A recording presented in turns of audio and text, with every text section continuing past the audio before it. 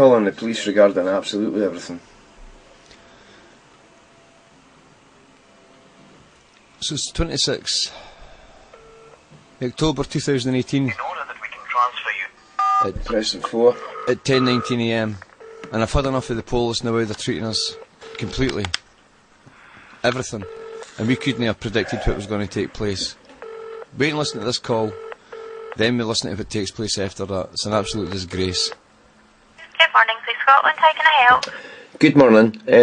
Would you like to take my name and telephone number? Yes, please. I'll take your number first, if that's okay. Oh, I do like to be beside the seaside. Oh, I do like to be. And what's your name, please? My name is James Fraser.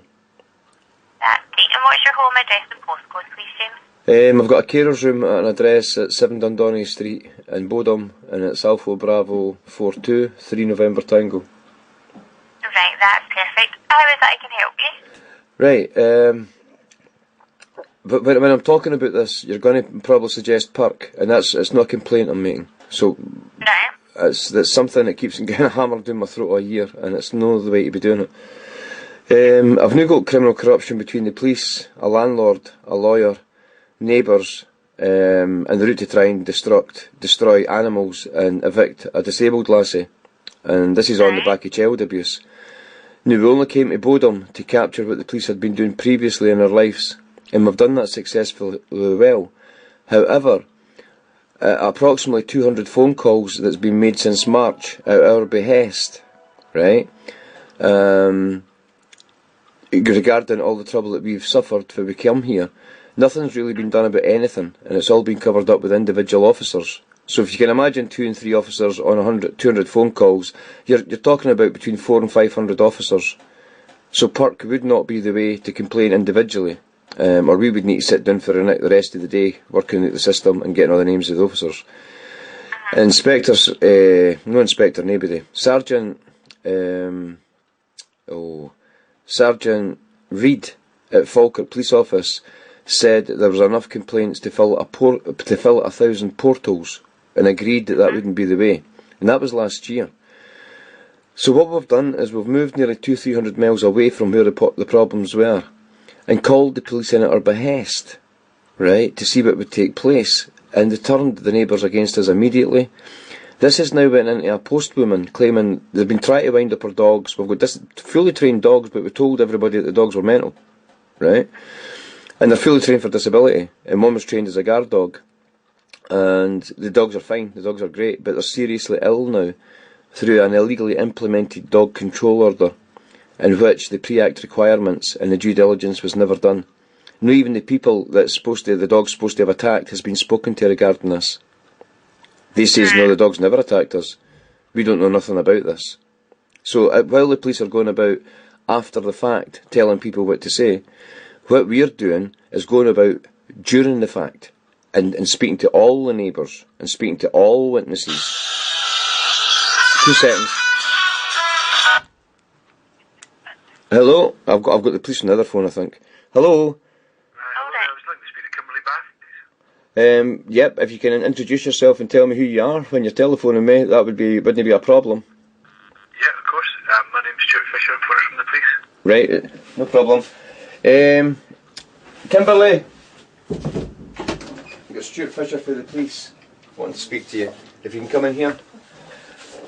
Unfortunately, I've got another call for Stuart Fisher from the police who's requiring to speak to a Miss Kimberly Bath. Could you call me back? Yeah, could you call me back to speak to the other police? You can give us I can't call you back. If you call us back, James, once you've spoke to the office. Okay? Okay, thank you. Alright, thanks. Thanks. Bye. Bye. Hello? Hi, Kimberly. Yeah.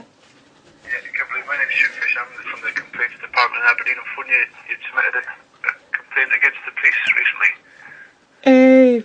Well, which one would this be? Well, I don't know. You put it on. It was received on the 16th of October. I think you spoke to maybe a female officer on the 16th. I think you maybe terminated the call because you weren't feeling well, but then you spoke to her on the 17th. Yeah, that's correct, yes. And then you need to fill that in. You did terminate the call because you weren't feeling well, Kim. But you need to tell him that you phoned back the next day and spoke to the officer. Yeah. You need to tell him That's that. what I'm saying, yeah, they spoke on the 17th, yeah. So it was just to speak to you regarding it and to see exactly what your concerns are and what the complaint relates to. I don't think they're complaining tax or not. Well, what would be on the system in relations to the complaint? What's that, sorry? What would be on your system in relations to the complaint? It's regarding lack of action, I believe, since March. It's, let me see, there's about an incident in September, is it 26th of September? You were assaulted by a drug dealer. Yeah. Is that all that's on your system? Could I help No, you? I'm just trying to read over it just while I'm on the phone to you. You're just being cheeky and fucking manipulative. Aye, you are.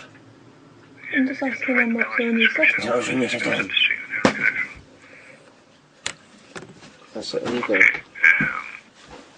Yeah, so is it just the fact Sorry, that the lack of action listen. on that incident, or? Sorry, my name's James, right? Kimberly started crying. She can't cope with any of this.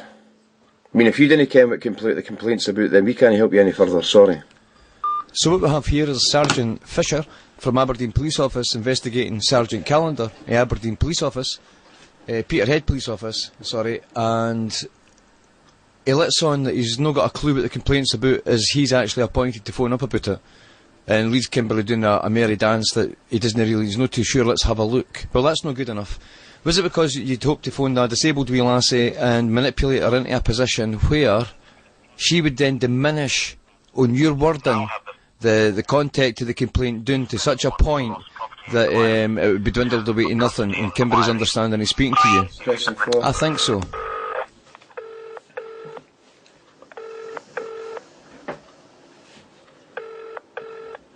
Good morning, Police Scotland. How can I help you? Good morning. I was on the phone previously there, but we got a call back from Professional Standards for Kimberly.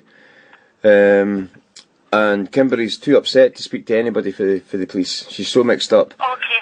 Right. Can I have your contact phone number, please? Right, I don't have anything in front of me. That's why I'm asking. It's come through in a withheld number. right. So if you get cut off at anything, I can't contact you back, unfortunately. Well, that's not the real reason. You need the telephone number so you can get every detail on the screen about me and relocate it to a telephone number that's not mine, which is a breach of the Data Protection Act, but I'll give you it. Every breath you take, boom, boom, boom. What's your name? My name is James Fraser. Right. And do you know who you were speaking to, or who Kimberly was speaking to? He did mention his name, but we've put in a complaint against the police, and this is Professional Standards phoning back, and he would like to relay an idea that they'd phoned before, but Kimberly had hung up the phone on them. Where actually the truth of the matter was Kimberly was too upset. She can't deal with the police anymore because they're manipulative, and Right. they really are manipulating her. Even the conversation the day. He phoned up and says, yeah, we tried to speak to you before, but you hung up. I says, you need to correct that. I say, and say that you were too upset. And to phone up going, can I speak to Kimberly? And me passing the phone to Kimberly. And nobody doing their due diligence as to, hello, it's such and such for police standards or whatever, can I speak to Kimberly? So Kimberly first thing in the morning was clobbered there that he'd be a bat because she's got post-traumatic stress with the police for the last 12 years, everything she's been through. But this morning we've now got an air guy for Professional Standards who's not conducting himself very professionally by asking Kimberly, what's the complaint about? And Kimberly asks, well, which one is it? And because she's trying to locate which complaint it is. She doesn't know who this guy is and what he's speaking about. And he's going, well, we don't know. And she asks, is it not in your system? He's going, yeah, but... And I'm like, well, then Kimberly just started greeting. Right? Right. Can I just stop you and I'll try and put you through to Professional Standards to speak to somebody? Definitely. Okay. Hold on. Definitely. But could it be marked on the system that nobody else speaks to Kimberly now? Because this is, you're piling into her and it's too much.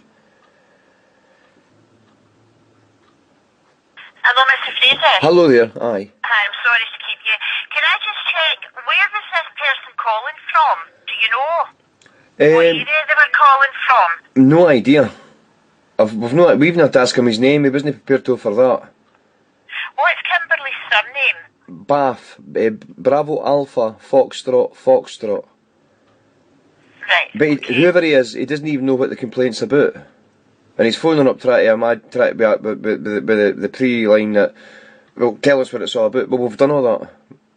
Where was the complaint made? What area? Because there's several professional standards, so just to make sure them... It was made in the Peterhead area. Peterhead, so Yeah. it would be Aberdeen then. Right, so it's Kimberley Bath. Right, okay. Listen, I'm really sorry to ask you this, but the system's wiped that number you gave me off. Can you give me it again? Sorry. It's... Shoobab bidoo bidoo shoobab bidoo bidoo shoobab bidoo bidoo bidoo. Okay. Just bear with me a wee second. I'm going to go back through and speak with them again, okay? Thank you very much. Hello, Mr. Fraser. Hi there, Dom. Hiya. Hi, sorry. Right, it's, I think a Sergeant Fisher who would have phoned, okay? Right. Now, I've tried to get in touch with them, but the number's ringing out. Okay. Can I send a message and ask him to give you a call? Yeah, but could you put in the message that he needs to speak to me, because Kimberley's not either well or competent to describe what's took place. Okay. And I'm a carer, eh? You're a carer? Yeah. Right, okay. And just on the phone number you gave me, or is there another number? No, we can both be contacted on the same number. On that number? Right, no problem. I'll send that off to him just now then, okay, and ask him to give you a call. That's smashing. Thank you very much. Okay, you're welcome. Thank you. Thank you. Bye. Bye-bye. Right, calling the police about the original call. In order that we can transfer you to the right person... Pressing 4. Police Scotland, how can I help? Hi there. Would you like to take my name and telephone number? Yeah, please. My name is James Fraser, and the telephone number is... Shang-a-lang, shang-a-lang. James Fraser. Can you just confirm the home address there, James? the home address that I've got a carer's room at. Love me tender, love me dear. Is it perfect to love you? Is it really perfect? That's perfect, thank you. Yeah, how is it I can help you today? I'm requiring to speak to the Criminal Investigations Department. We've been endeavouring with the police for a whole year, but to give you a quick synopsis, and a very quick synopsis, we came to Bodom and Peterhead to capture what the police had been doing to us previously, and to see if it would continue here, and it has. And it's a conspiracy between the police, a solicitor, a lawyer, and neighbours next door. A post office woman who's made malicious claims that her dogs bite. We were told 5 months ago they were going to try and kill our dogs, and we've got a whole raft of illegal activities from all these people, including a first-tier tribunal, who have ignored every plea we've made, and they're continuing with lamentable applaud to evict Kimberley. So what we need is the Criminal Investigations Department, or the Serious Crime Squad, whatever it's called now.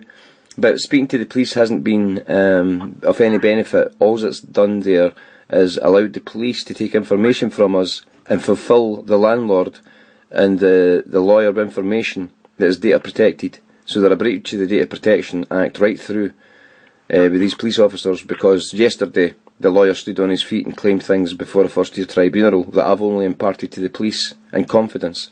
That has absolutely nothing to do with it. So we have got a catalogue. We've actually got a terabyte and 485 gigabyte criminal evidence that's came against us. We've got all the police telephone calls of what we're reporting. We've got the police telephonists failing to report it properly, and we've got the police writing it up as the cases have been closed and nobody could be found, when we've actually got video evidence of the police and the perpetrators of this abuse waving to each other and passing each other in the street. We've already reported particular officers regarding that individual complaint, which is a Sergeant Callender and a PC Lisa Will. However, we have made over 300 phone calls since March regarding the abuse that we suffer, and it's all been covered up. Right? And what we've done is placed audio devices and video cameras everywhere to capture the evidence. So we've now got the evidence, and the police are still preempting a landlord and corrupted a landlord to begin with. So what you've got to imagine is we come here to live, and the neighbours are nice, everybody's absolutely perfect towards us. They think we're an ideal couple. Then we've called in the police at our behest because of the criminal damage that was preempted by the last load of police for Slamanan. And everybody turns against us and builds fences. We can't get our buckets out. We're assaulted. Kimberley gets broken arms. Our dug gets attacked. It's ripped to shreds. There's illegal dug control orders that's been put on us with no pre-act requirements, no due diligence.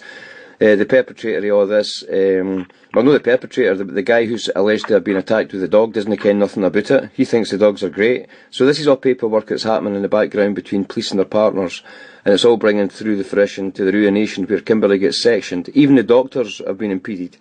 Kimberley's got a disability, and only a disability, but they keep trying to give her psychotic tablets, and they've called her, said that she's abusive, and tried to get her discharged for the practice. And this is the same alimony behaviour that we've been subjected to before, when we have the whole recording of Kimberley going in as a polite-spoken, very mannerable, and standing up for her rights. They're trying to give her psychotic tablets, and so there's major assaults taking place on her person through the manipulation of the police. Now, we've reported this. Has there been any assaults that have happened that's not been reported?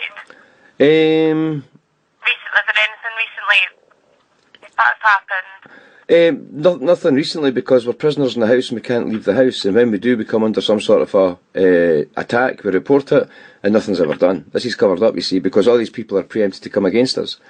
And what we done at the start of the year is the day after we phoned the police in, I was standing at a bus stop. Now, you've got to imagine this is like an L-shaped road, and everybody coming out of Bodom on the first part of the L will see everybody at the bus stop. But there's also an adjacent road that comes up for Aberdeen.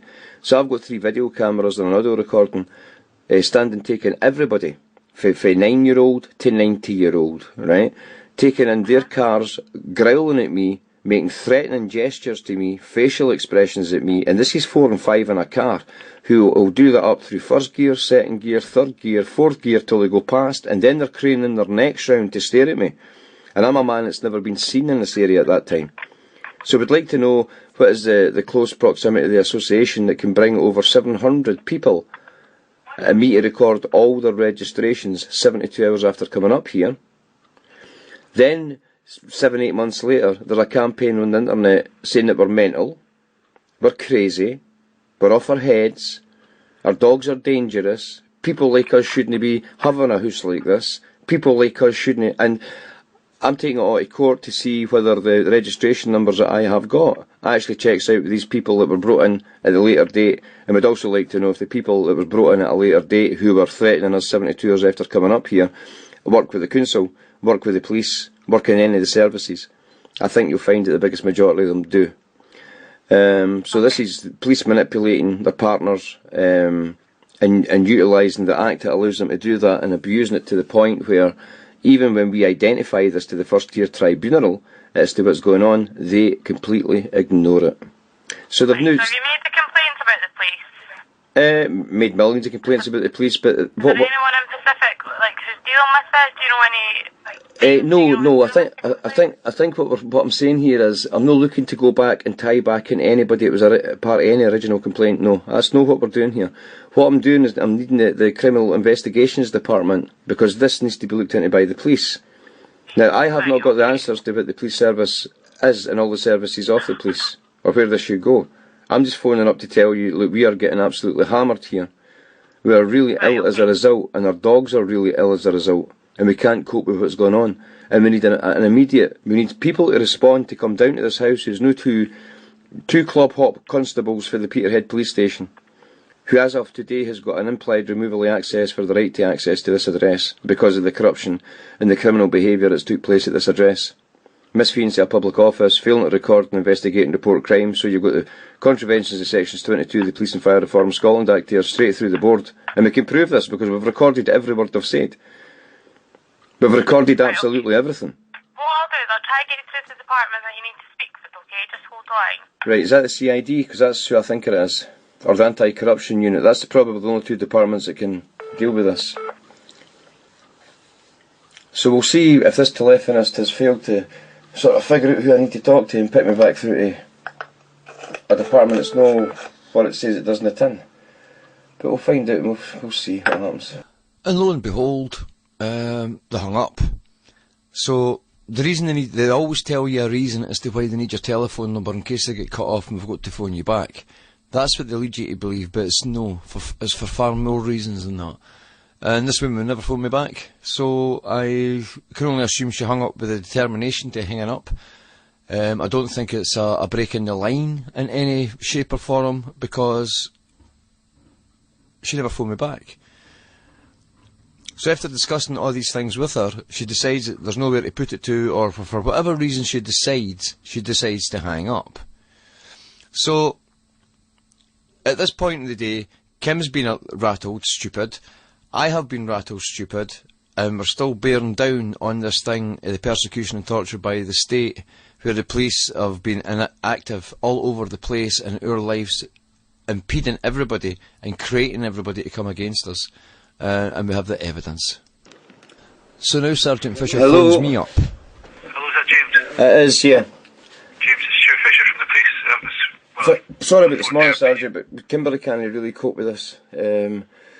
Every day it's sheriff officers, police and everything else, and nobody's picking up. Because things aren't getting recorded and reported right, whether it's a doctor or whether it's anybody, nobody's taking sight actually what's been done to Kimberley because of the police. And it is only because of the police, I'm sorry to say, Sergeant. Okay. And I swear, in what respect? Complete abuse for 12 years. Abuse by the police? Yeah, we've recorded everything for 12 years.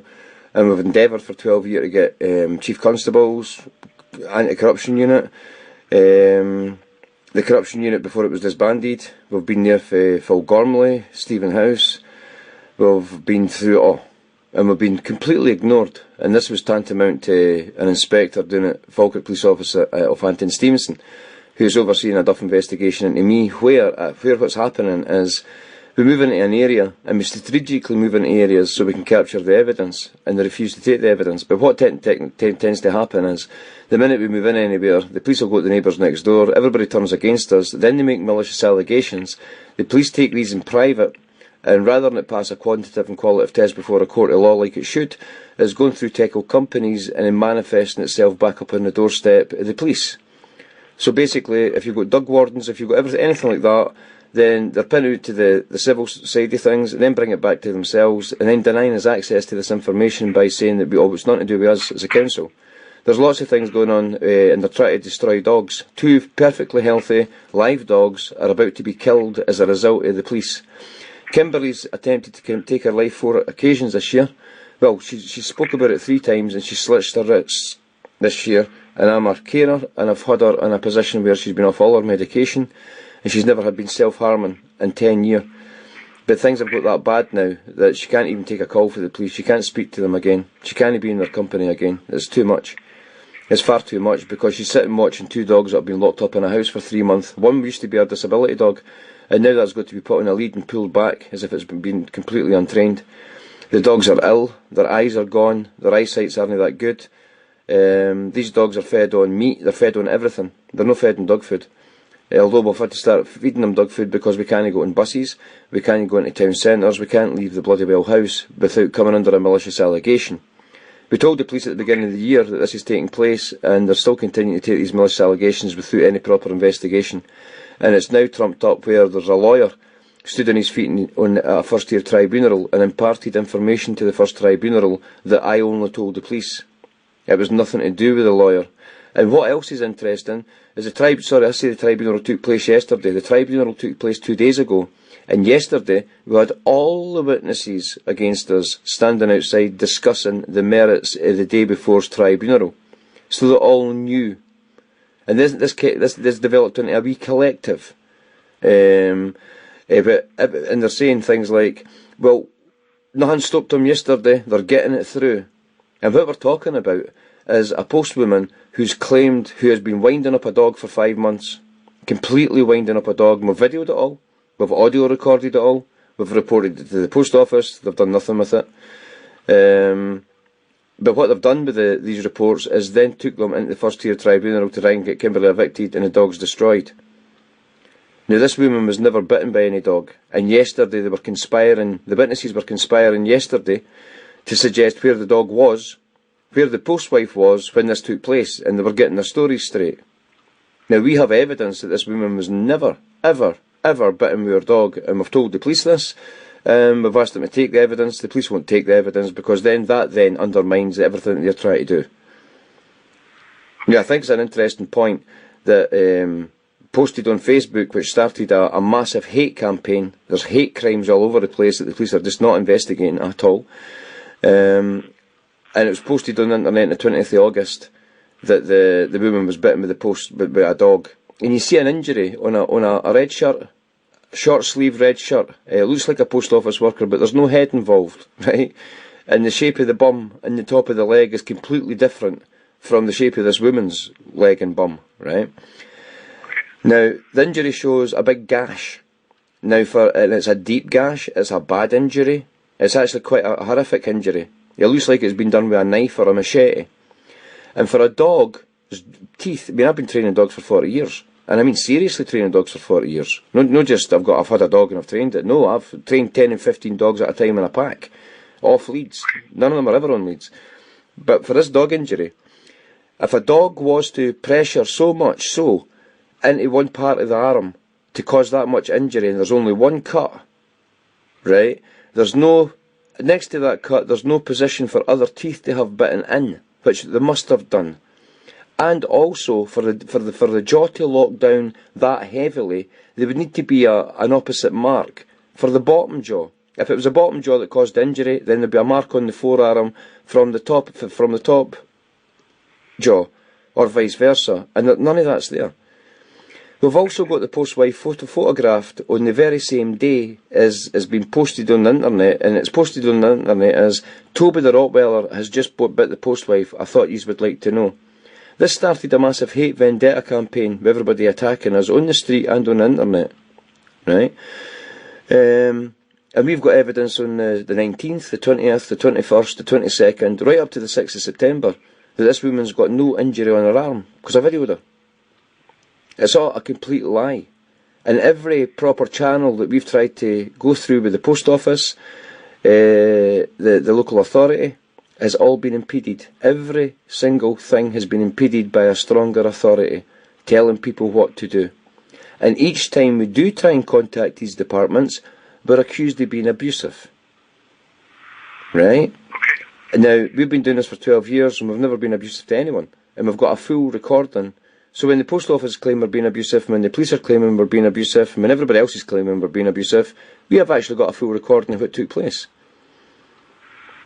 And if anybody wants to make an allegation that something took place when we weren't there, so therefore they would work out that we've not got a recording of that time, I've got a recording of where we were at these times. And the police are not listening. Now, the complaint that you're phoning back up in reference to is reference a Sergeant Callender and a PC Lisa Will.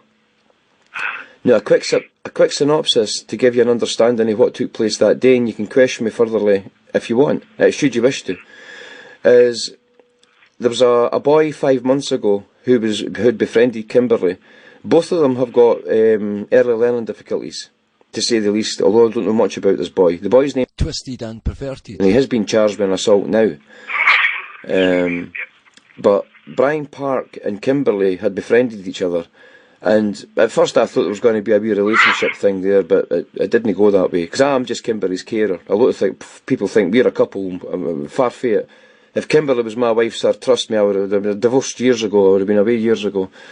But getting back to the point, what takes place is Kimberly's got a problem with the neighbour next door in the address of number 9, in which they've erected a big fence, and she's not got access to get her bucket suit.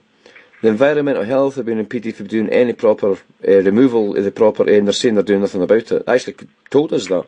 So we've now got a compatibility issue out in the Teco company, on the contract with the Teco company and the public local authority, the local public body, that is refusing to aid a vulnerable adult in a situation where the rubbish that's developed is now being put in the claim to the first tier tribunal, that she's allowing it to happen.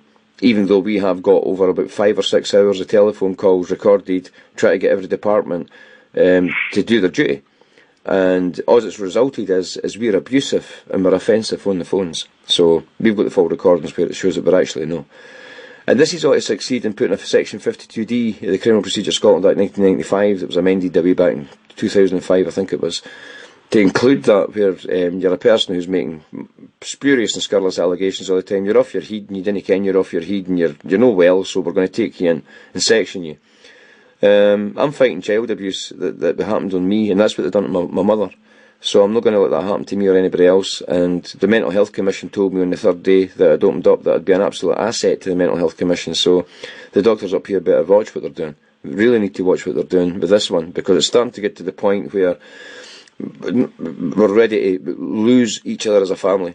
We're ready to lose dogs, and Kimberley's ready to lose a carer. And ultimately, at the end of the day, this has happened to a vulnerable adult on your PNC computer who's been reporting a catalogue and a catastrophe of abuses over a 12-year period, and nothing, absolutely nothing, has resulted in a conviction at court. Nothing. What we do is we find that the police pervert the courts of justice with attempts to defeat the ends of justice because they can't investigate the very people that's been preempted to come against us.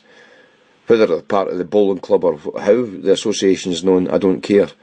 I'll be asking that in a court, if anybody's known by association and by which means.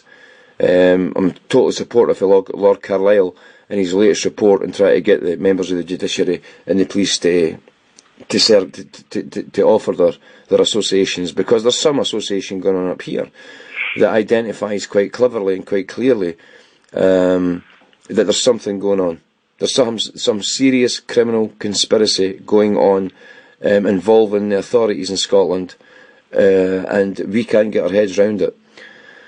And believe me, sir, I wouldn't be on the telephone to you or at this stage of the game if it were not for me learning all the statutory obligations that, whether you're a techo company, whether you're a public body, the latest High Court precedents and authorities to come out of the High Court in the last 10-15 years regarding all these situations, for compatibility issues and devolution minutes that's been raised in the past by other people. We have the leading authorities in everything, and we can quite clearly show that since for 12 years, but in the interest of the complaint that you're looking at, certainly since March of this year, March 2018, that the police have been called on over 300 occasions. This has now transpired that the police... Yep, on over 300 occasions. And nothing's turned out right. We've had to ask the police to leave the address because of the way they're behaving. Now, getting back to PC Lisa Will and Sergeant Callender, what takes place is we call in the police. And I get feelings about things, right? And I just knew something was up this day. So I put a camera on top, for a very minute, this is the weirdest thing, I put a camera on top of a wardrobe and decided just to video outside. Right? Just that day. So therefore, what happens is buckets start getting thrown at the address, and we get that in video. Bleep, bleep. Then he's sitting waiting on his doorstep, and I phone up the police with my concerns. Look, he's sitting on his doorstep, he's giving me the fingers, he's making hand gestures, he's doing all these things. It is a Section 38(1). I'd like him charged. I'm also concerned because Kimberley's out the house and she's due back, and I think he's waiting on her, because when she left she got a torrent of abuse and threat. If you didn't go to the village, we'll fucking kill you, and we'll do this and we'll do that. Right? And this has been the war cry for the landlord that twisted against us, and his behaviour changed the minute the police spoke to him, as of all the neighbours in the whole community. Right? The minute the police were in there, that was it, bumf. We got nothing but grief, nothing but severe bloody trouble for everybody.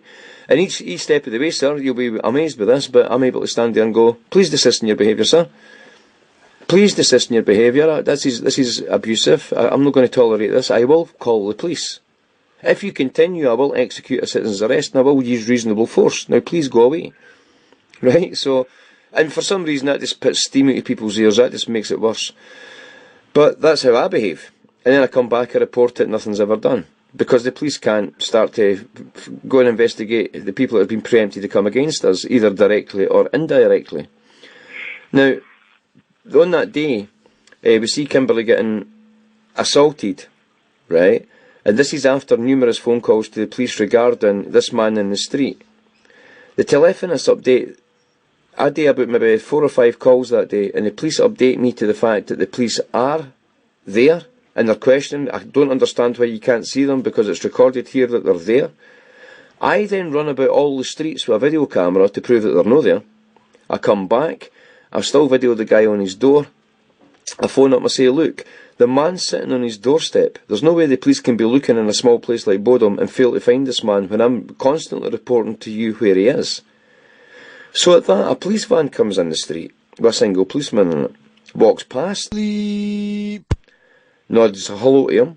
He comes down the street and tries to deliver paperwork to an address across the road and then leaves, saying goodbye to him. Now, it could be looked upon that that man was delivering paperwork and that was his job that day and he didn't know nothing about the complaint. So that I can accept that. That's fair enough. If that was the case there, then I can accept that. However, Sergeant Callender and PC Will, who were the people that on that were investigating it, they eventually entered the street. And when they entered the street, you've got to imagine if you're turning your car left at a 90-degree angle, and on the opposite road there's a building that sits not quite parallel to a 90-degree angle, it's at an angle. So if you're driving up the street, you can see somebody coming out the door. If somebody's taking the time to lock their door, you'll still see them. When you're turning left into the street, and he's walking up his path, and the distance between you can be no more than 20 feet, and he looks straight at the police, and the police heads turn in the car and look straight at him. Then they drive down into a cul-de-sac, right? That man legs it. Then the police go up, they leave the street, they come back, they park outside his house and go straight to his door. The chappie's door, having just watched him leave, the chappie's door and didn't get any answer. Now, this happened because I kept on pushing the telephone calls. But then a telephonist later on told us, listen, it was a PC Will and a Sergeant Callender that was looking at this. But actually, 5 or 6 calls later to try and get that information, we got the scurrilous and spurious behaviour taking place with the telephonist. Oh, we can't tell you that. We'll email us first to get in touch with you. And I'm just saying that's not good enough. It's a public house. This is a public service, man. When we want the name of the people because we believe there's a crime in commission involving the police and we need to report it. But we can't report it until we find out the pit officers it is. So after 4 or 5 calls we got nowhere. And then later that night, just out the blue I says to Kim, look, I think we should phone the new and phone back up. So we phoned back up and the police telephonist was quite clear. Yep, that's closed. And I says, what do you mean it's closed? It was a 999 call made today. And you're saying that the police have investigated it, couldn't find anybody, and you've closed it. And it's historic. That's what she called it. It's a historic case, it's been closed, James. And I says, but how can it be a closed case when the police haven't even attended the complainers to get a description of what's happened or anything? I goes, this 99 call's been unanswered to yet. It's never been answered. So, further pushing, got another 2 officers to investigate it, and the man was ultimately charged with a breach of the peace. An assault, I think it is. Yeah, definitely assault, but I think a breach of the peace is there as well. Did you give statements regarding that? We gave statements regarding that to 2 officers that acted competently well. And Sarah, I didn't like blowing my trumpet, but there's very little about the police that I've not learned. I've been reading the Police Auxiliary Corps Training Manual for 2002, and I've been reading every precedent case involving the police when they've committed a misfeasance of public office that's been dealt with PERC, and I've also been reading them for the High Court. So I'm aware of all the legislation and everything that governs the police and what and the Office of Constable provides for and what should have been done. So I can clearly say that the 2 constables that did charge the police, although there were a wee bit wariness in their behaviour as to how they wanted to do things, I ensured that things were done correctly and they were done that way and the man was ultimately charged. However, as Sergeant... When did you give your statements for that? For that, off the top of my head, sir, it's going to be quite hard to remember, but it's no more than in the last 2 weeks. I'd suggest it was maybe 2 weeks ago, today maybe even, Friday, yeah, because I'm sure it was a Friday he was eventually arrested. But that's this information that should be on your computer. I'm just trying to find it just now, just as I'm speaking to you, just to see how it helps. Okay. But with Sergeant Callender and PC Will, when Kimberly watched this happening, she slashed her wrists. She was standing at a downstairs window, and I was upstairs with a camera, videoing all this taking place. So I've now got and Kimberly slashed her wrist. It's the first time she's cut herself. And when I finished doing the piece to camera, I was ready to pause the camera, and I turned round and I noticed Kimberly standing in my doorway. In a very timorous voice, she says, "I've cut myself." And this was the result of watching the police corruption happening before our very eyes. Now, the thing about Sergeant Callan, sorry sir, what's that? No, it's alright, on you go. The thing about Sergeant Callender, he's a sergeant at Peterhead Police Station, and 9 out of 10 police officers who's been at this address have been unable to affect Officer Constable because they say, we'll need to go back and ask our sergeant. Now, I understand the sergeant's a line manager and he's there to advise the constables on how to go about things, but when the sergeant's ultimately perverting the course of justice with attempts to defeat the ends of justice with these constables... And how's he doing that? Well, the constables can't put in a proper investigation. If we've got video and audio evidence and 2 corroborating pieces of statement, even their statements is enough. But we've got constables coming down here that can't quite hear the audio evidence because it's getting played through the device in which it's been recorded on. They're failing to take that evidence and get it in heightened by forensics. They're failing to act on the position where there's 2 corroborating pieces of evidence being our statements. But they have acted because you're telling me that he's been charged. That's in one incident through one hell of a lot of trouble that we had to go through to do that. So the fact that that's been accomplished is by way no means not then a part of this investigation that you're looking at. Of course it's a part of the investigation, because something short of taking a hammer and banging the policeman's head to charge the man. We've done everything. You've got to understand the upset and the concern that I've got for a disabled person who's just cut her wrists over the back of Sergeant Callender and PC Will because of the way things have continued for 12 years. Okay, but to be fair to Sergeant Callender and PC Will, they've never been involved with you for 12 years, have they? Because you started off by speaking about other areas of Scotland and stuff like that, so they're not responsible for the vast majority of Kimberley's issues then. I'm not advocating, no, they're responsible for other issues this year, certainly the sergeant. If he's one of the sergeants that's been giving the advice out to the PCs when they've been leaving here and saying, we'll need to go and ask our sergeant, right? Now, I'm not advocating that Sergeant Callender and PC Will are ultimately responsible, nor the arresting officers that then eventually arrested Mr. Beep. I'm not suggesting that because he's been arrested then that's okay. No, that still needs to be looked at. What still needs to be looked at though? The initial response to it, or? Everything from the initial response to the charging, so it would be all the telephone calls that I have recorded, so you can work out the harm, injury and loss and the attempt to protect and serve and save lives, basically, Right, okay, right, 2 seconds. Can I come in for a little bit? Because obviously you've given me a whole lot of stuff. Right, first of all, I deal with police complaints, so regarding post office and tribunals and stuff like that, that's not a matter for me to get involved in.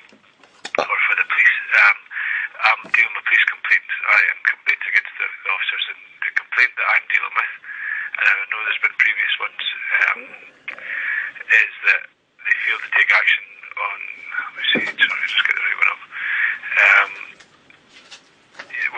There's a generic one of since March 2018 they've reported a number of incidents and the police have failed to take action. Yeah. That's a cover of on the online complaint forms that I'm not sure if you did it for Kimberley or Kimberley done them herself. They're specific to the incident on the 26th of September. Yeah. Involving the boy we're speaking about. Yeah. Although it says here she was assaulted by a drug dealer. Now, Bleep. are you referring to as a drug dealer or is it a different person? No, that's one and the same. That's one of the same, right? Yeah. Okay. So it says here it's obviously not been responded to now. Obviously has been because the boy has been charged and reported, as you tell me. The initial response, the reason they never came to see you at the time. Now you might counter this, but there's updates on the thing that Kimberley's phoned in saying she doesn't want to be seen, and there's an update from yourself saying that you don't want the Peterhead sergeant attending. So they haven't come to see you at that time, but obviously then it has been sorted out, and it's only 2 days later that the guy's been charged and the report's been submitted to the fiscal. I hear what you're saying, sir, and what you've just relayed to me is something that's been relayed to me in the past, and I've corrected it each and every occasion, right? Okay. I knew at the time when we were reporting to the police, saying that, look, it's Police Scotland, we could have the police for almost the borders turning up to look at this, whilst the telephonist telling us, no, we can't turn up for anybody, we can't send Fraserburgh, we can't send this and we can't do that. And I explained that to them. I says, look, listen, we're needing police and assistance for a 999 emergency call. that now, this was at the point in time where I was saying it now appears to be closed and historic, and you're going to use the excuse that I had requested that the Peterhead police, the police don't come near the door, where the truth of the matter is, was because of the severe conflict of interest that was now involved with the Peterhead police, and there was probably going to be an investigation into the Peterhead police, it would be right and naturally so for other police officers from other offices to be in attendance regarding this matter. And it says that there was no way we would speak to Peterhead police because it was only going to give them the chance to pervert the course of justice. So there was no way by any... the idea that the police didn't come to the door on the 999 call is because we requested them not to is wrong. We were pointing out to the telephonist not to make the mistake to send the Peterhead police because we knew what would happen. And ultimately, it did happen. That's why we're here today. So it's not... Because they have dealt with it though, and they have reported them, surely. No, sir. Police that have resolved the issue then. No, sir, we're talking about the 26th.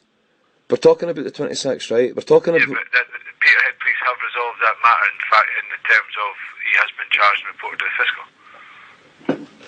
No? Do you know that's the end result. We're talking about how it resulted in that. How it came to that result is a part of the investigatory process.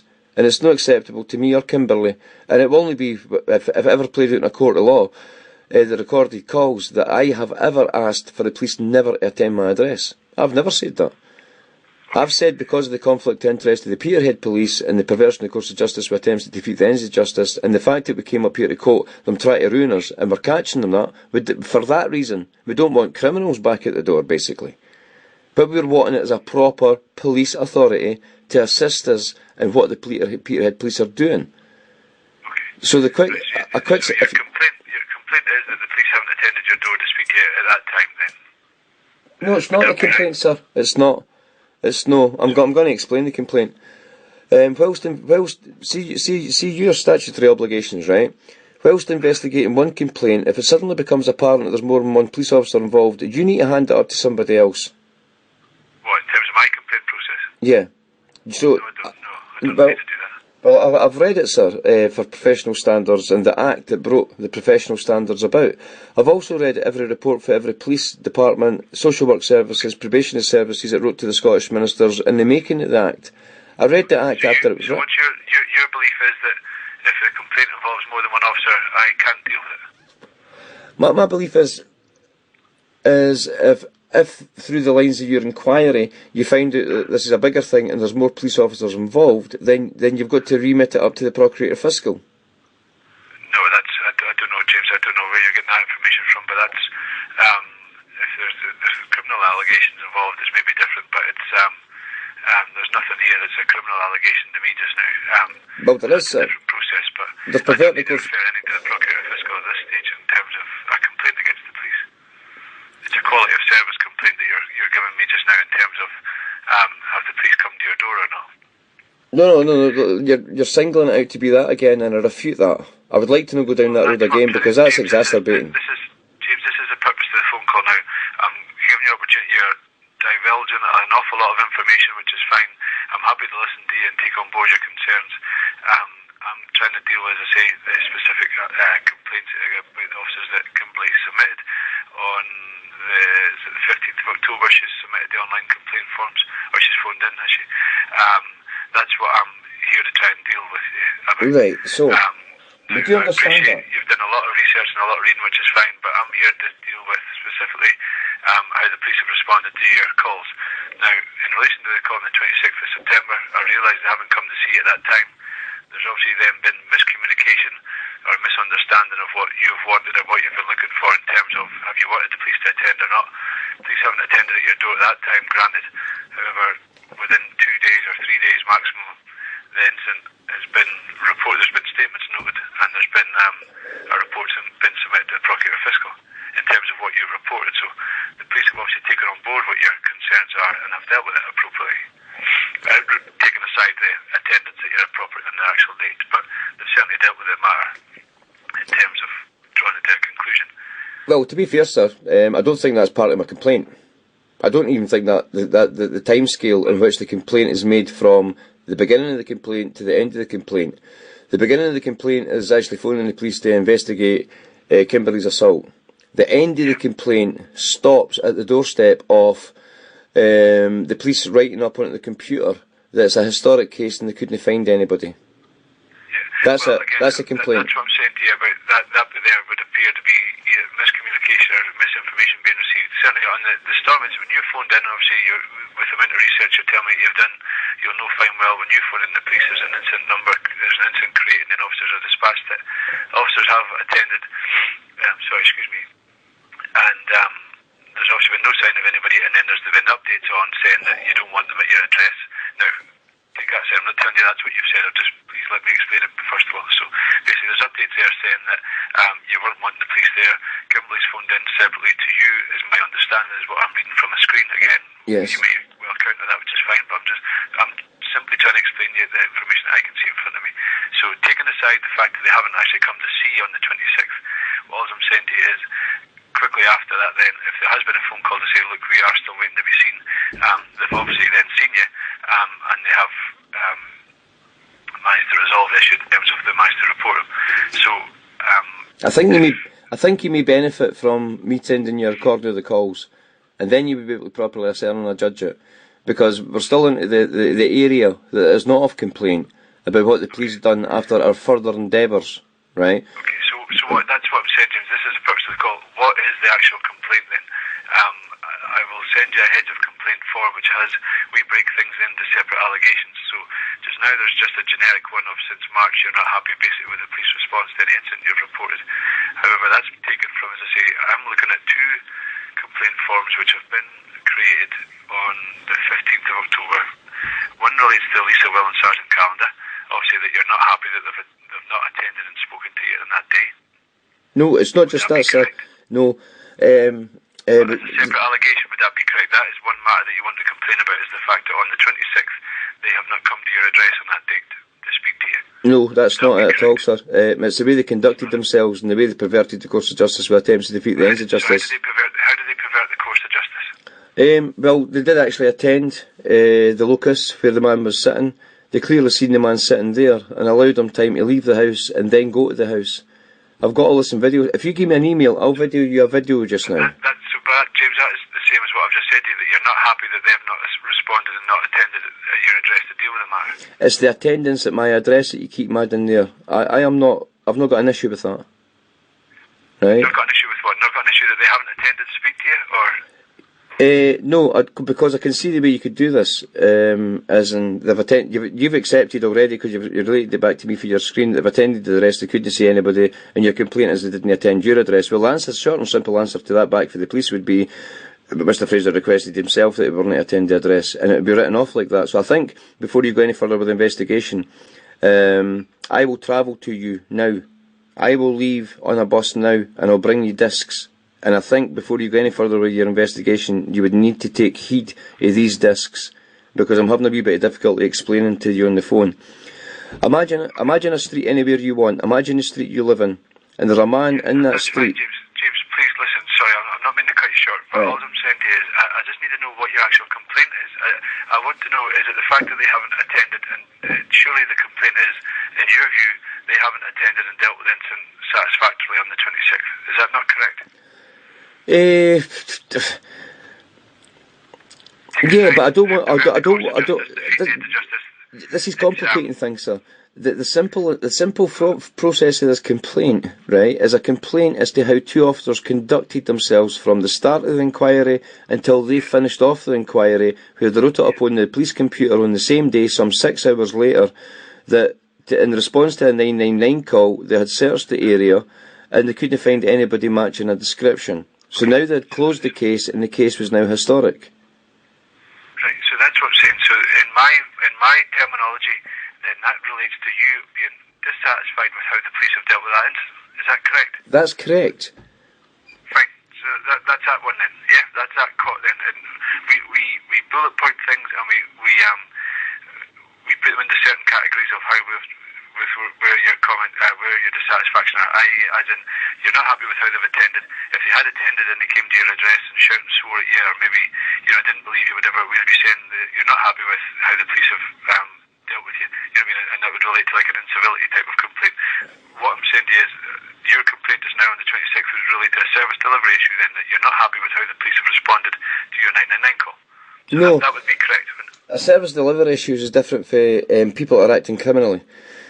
They're not acting criminally though, James. In your view that you might be thinking, and you're telling me about perverting the course of justice, etc. This isn't perverting the course of justice. In your view, they have not responded to your 999 call adequately. So in your opinion, you're not happy with the service provided to you by the police. Well, an opinion is something that's based not entirely on fact, where what I'm talking about is the facts. The facts of this complaint is that the police witnessed the man standing right before them and allowed him to leave. They had no intentions of arresting him because he's one of the people who's been preempted to come against us. That wasn't Lisa Will and Sergeant Calendar. You told me that was an officer that was delivering paperwork, you believe? Another address that wasn't involved. That was a man in a van, right. and then I told you about how the police had entered the street and seen him at his address and allowed him to go past and then go back to the address. I'm referencing that point in the conversation that I had with you in respect to Sergeant Calendar and PC Will. They were in a car, they turned into the street, they seen the man standing right in front of them. They were also previously in the street where they waved to each other. Now I can't say that the police waved to him, but he waved to the police. Whether that was to wave back away from the police, or he had waved to the police, they certainly had sight and attention. They were within a matter of feet from each other. They couldn't miss each other. And then after he had and I've got this man leaving his address on video, and he walks slowly. That day, he for a quick walk to a run to get away from the address, and he never came back at all that night. Right?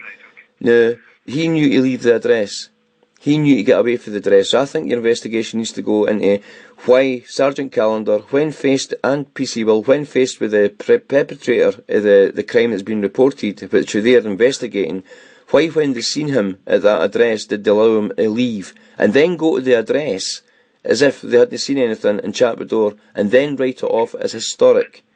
And they couldn't find anybody matching the description. Well, again, they haven't written that off as this historic. You told me that the call handler told you it was historical and the incident had been closed off. Is that not correct? You don't know the update that's been provided on the incident, do you?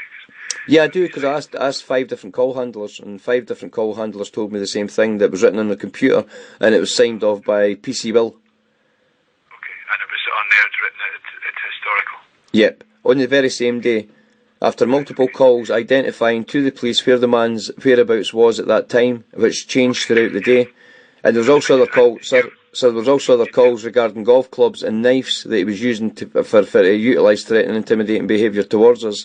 This was allowed to continue. You've got a video of the police waving at him and him waving at the police, have you? I've got the video of everything. Okay. And you can provide that to me? Definitely. Right, that's fine. So, if you can, well, obviously bring the discs down. I'm based at Queen Street. You'll not get me today. I'm at a different office today, but if you're able to come down to Queen Street and provide them, or, well, obviously, I'm assuming you'll not go to Peterhead Police Office. Would that be right? Or? No, that'd be right, yeah. I've been trying to get...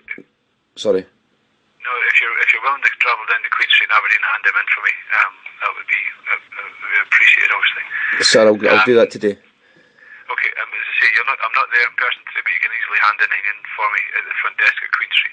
I'm generally Monday to Friday office hours type thing, so if it's next week, it's fine. But if you want to come in today, or over the weekend or whatever like that, if you're in Aberdeen, then just leave it in an envelope and mark it up for me. Okay. And the guys at the desk will take it off of you. So, as I say, that is one aspect of the complaint, the incident on the 26th. There's an incident, I'm trying to work out the dates, it was the 15th of October. 2 officers have attended, and it was about an incident where Kimberley was being stalked. Yeah. I'm not sure, is it the same guy again? Is it the same guy involved in both incidents, or? No, this is the woman next door that's... The woman next door? Yep. Okay. I'm just trying to read out for this. Officers not listening. Okay, I refuse to speak with. Okay. And this is how the officers have dealt. Obviously treated yourself and Kimberley refusing to listen to yourself. Maybe, was that right? Just not listening to the fact it was a section 39(1) of the Criminal Justice Licence Scotland Act where she's been stopped for a private place. Okay. You know, and... Have you been stalked from a private place? Well, every time she leaves the address, she's got a woman who's videoing her. And if she goes further than the address, she gets intercepted and attacked. and it's all getting relayed. So there really needs to be an investigation into the woman next door's telephones to see who she's contacting and how she's doing this, and they're refusing to do that as well. Yeah, we wouldn't do that. So sorry, how do you mean you want us to examine her phones to see who she's phoning? Yeah, if I was using my telephone for criminal intent, I would be detained for 12 hours until further investigations were taking place, and maybe remanded for 110 days. I can't. You wouldn't get that done for a stock, and 110 days remand is only for sort of petition kind of cases, aye. But the severity of this case, considering the police are involved, lawyers, landlords, the post office, and we've caught them basically lying on video and audio evidences. We've got them conspiring what to say next. Yesterday they were all the witnesses at a first tier tribunal, and I know you're not related to these things, but indirectly you are, because it's the police that's preempted these people to come against us and do these things like this in the first place, and we've got 12 years of abuse. And I know you're talking about only the 15th of October, but in the 15th of October this is reference stalking for a private place, which is a criminal offence. Right? There's also it's stalking for a private place, and it's been continuing all year. There's more than 3 allegations being made regarding it, and the police are doing nothing about it. Okay. So on the one on the 15th, I saw there was an incident for it. The officers had kind of provided an update on 2 seconds. I need to try and go into different computers every time. But can I just say something, Sergeant Fisher? It's interesting that you are noting to me at this time that Sergeant Callender and PC Will have not written up on the police computers that the case was historic, because that's been ultimately changed. So where you're reading that for your computers, what you will need to do is do a forensic test on your computers to see what the computers were saying on the 26th. Okay, again, that wouldn't be proportionate, James, in terms of a complaint against the police. It would be if there's been criminal corruption where stuff is data protected, the Data Protection Acts and contraventions, because things have been amended and changed to cover their tracks. Yeah, but there's nothing to say that has been, James. Well, there is something to say that, sir. I've got evidence what the police told me from the police computers on that date, and you're suggesting to me there's something completely different written there now. The incident is I think it's a terminology issue here, James. It's not. It's not a historical incident because the incident happened that day. So if you phone up on the 26th of September regarding an incident you phoned in that afternoon, I wouldn't know any officer anyway that would say it's a historical incident. The incident was closed, which is maybe what you've been told, which it was closed because, and rightly or wrongly, because they haven't obviously come to see you. The update being the fact that you didn't want them to come and see you. Again, rightly or wrongly, that's a separate issue which we'll deal with. And the incident is then closed. So it's you know what I mean, that's what's happened. So whether or not it's a terminology misunderstanding that's taken place in terms of the updates provided, but the update provided was that you weren't wanting to be seen. The incident's been closed, and that is it basically. So well, again, I will certainly not be undertaking any forensic examination of computer systems to find out if stuff has been deleted. Officers cannot go in and delete text that's on storm incidents, as we call them. If there's an incident there, saying I can sit here and look at the incident that you're speaking about. I can't go in and doctor that incident whatsoever. All right, so it's all timed and date stamped, and I cannot go in and delete stuff off of there. It's impossible. All right, so that would be again not being funny or trying to be smart or anything like that. That is kind of born ultimatum kind of TV stuff. All right, we cannot do stuff like that. Okay, so again, I appreciate you might not accept that, and you will have your own theories and opinions. However, I can guarantee you that we cannot go in and delete stuff off of computer systems on text and stuff like that. So, in terms of the incident was closed off and you weren't seen that day, I accept that, and that is fact. However, the police side of that is the fact of yourself and Kimberly's phoned in saying, I don't want to be seen by the Peterhead police, I don't want to be seen by the police. Your side of that obviously is you were wanting to be seen, you just weren't wanting to be seen by those certain officers. That's correct, which I understand your opinion for. So again, but that is the complaint process, and that's what I will deal with. So to get back onto if I can, because I'm just conscious of the time, James. Okay. For both of us, the incident on which one now is the 15th of October. Yeah. Yeah. There's a call from you, and there's a call from Kimberly that day as well. No, it's just a call from yourself that day. Is that right? Yeah. About 2:30 in the afternoon. Yeah, Kimberly went out the door and she got as far as a footstep on the grass. Next door's blinds were ripped up and she had a camera stuck in her face again. And the idea behind that is what she's trying to do is this is the same woman that took a picture, a dog friendly going up to a person who had been greeting the dog every day, and he loves Rottweilers. He actually trained the Rottweilers in the RAF, and he loves the Rottweiler, particularly the Rottweiler. He's also gave us good advice on how well we've done with the Rottweilers.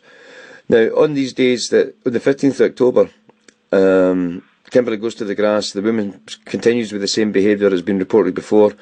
This is to be utilised to put evidence before a dog control order. It was illegally implemented. There was no pre-act requirements or due diligence done on that, and that's not an issue for really you. But maybe an investigatory process as to why this woman has been coerced by the council to take these pictures, and everybody's acting as if with the office of constable will lamentable applaud. On the back of the act that allowed you to share with your partners being in the council and stuff way back, it was 2011, 2012 that came out. But there were 7 High Court judges that had a very deep concern that they had wrote in. It wasn't an appeal before a court of session case, or it wasn't a case before a court of session. It was all the answers and all the writings that had been written in before the ratification of the act that allowed the police and their partners to share information. And 7 High Court judges independently wrote, saying, let's hope no citizen raises an action claiming that the council, social services and everybody else is acting as if with the office of constable, because they're acting on information that's been received. So they've seen complications. And these complications have been riddled right through my life. It came into place, and they were riddled into my life before it came into place. So when you come up to the 15th of October, and you've got somebody who appears to be acting at the coercion of the councils and dog wardens who have acted illegally, and they've been impeded for putting in any statutory obligations regarding everything from environment, health, private sector, you name it, they have not been there.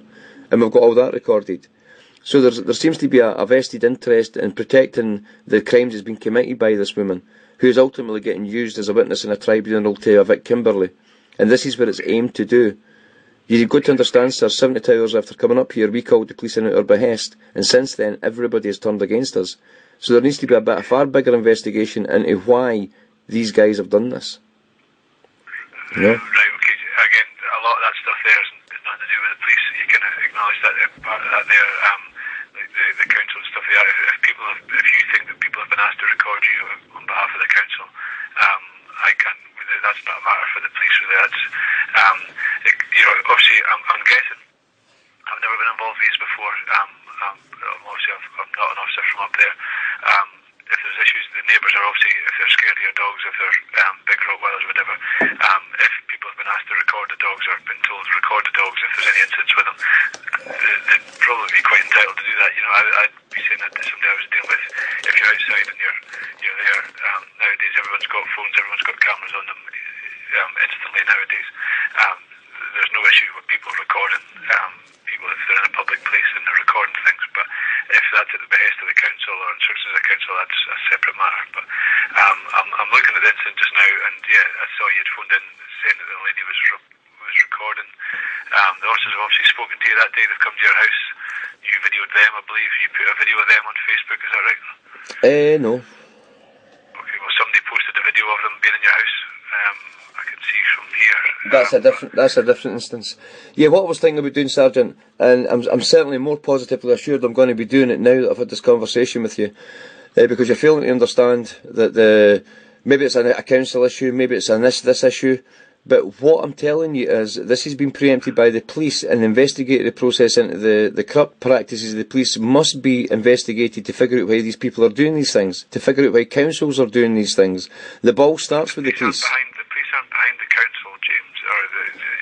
That's a whole different ball game we're moving into now. They say, I will deal with the police officers coming to your address or not coming to your address, speaking to you in whatever manner they've spoken to you. You're going on about corruption that in scales that I cannot frankly deal with, to be honest with you. Okay. That's why I think you should put it to the Procurator Fiscal, sir. Well, we can though, James. I cannot put a report that you just said to me to the Procurator Fiscal. I just cannot do that. You can. I can do it. I can write a report to the Procurator Fiscal. I don't need to be a policeman. Then, James? You're more than welcome to do that then. I will deal with a complaint regarding the officers on the 26th of September and the 15th of October. Now, as I said to you, there's nothing. I don't think the complaint process will resolve your issues for you. At the end of the process, if we continue through with the complaint process, which will need a lot of cooperation from yourself and Kimberley, Kimberley will need to be seen or spoken to at least. Now, if it's upsetting or whatever, I can totally appreciate that, but it will need that.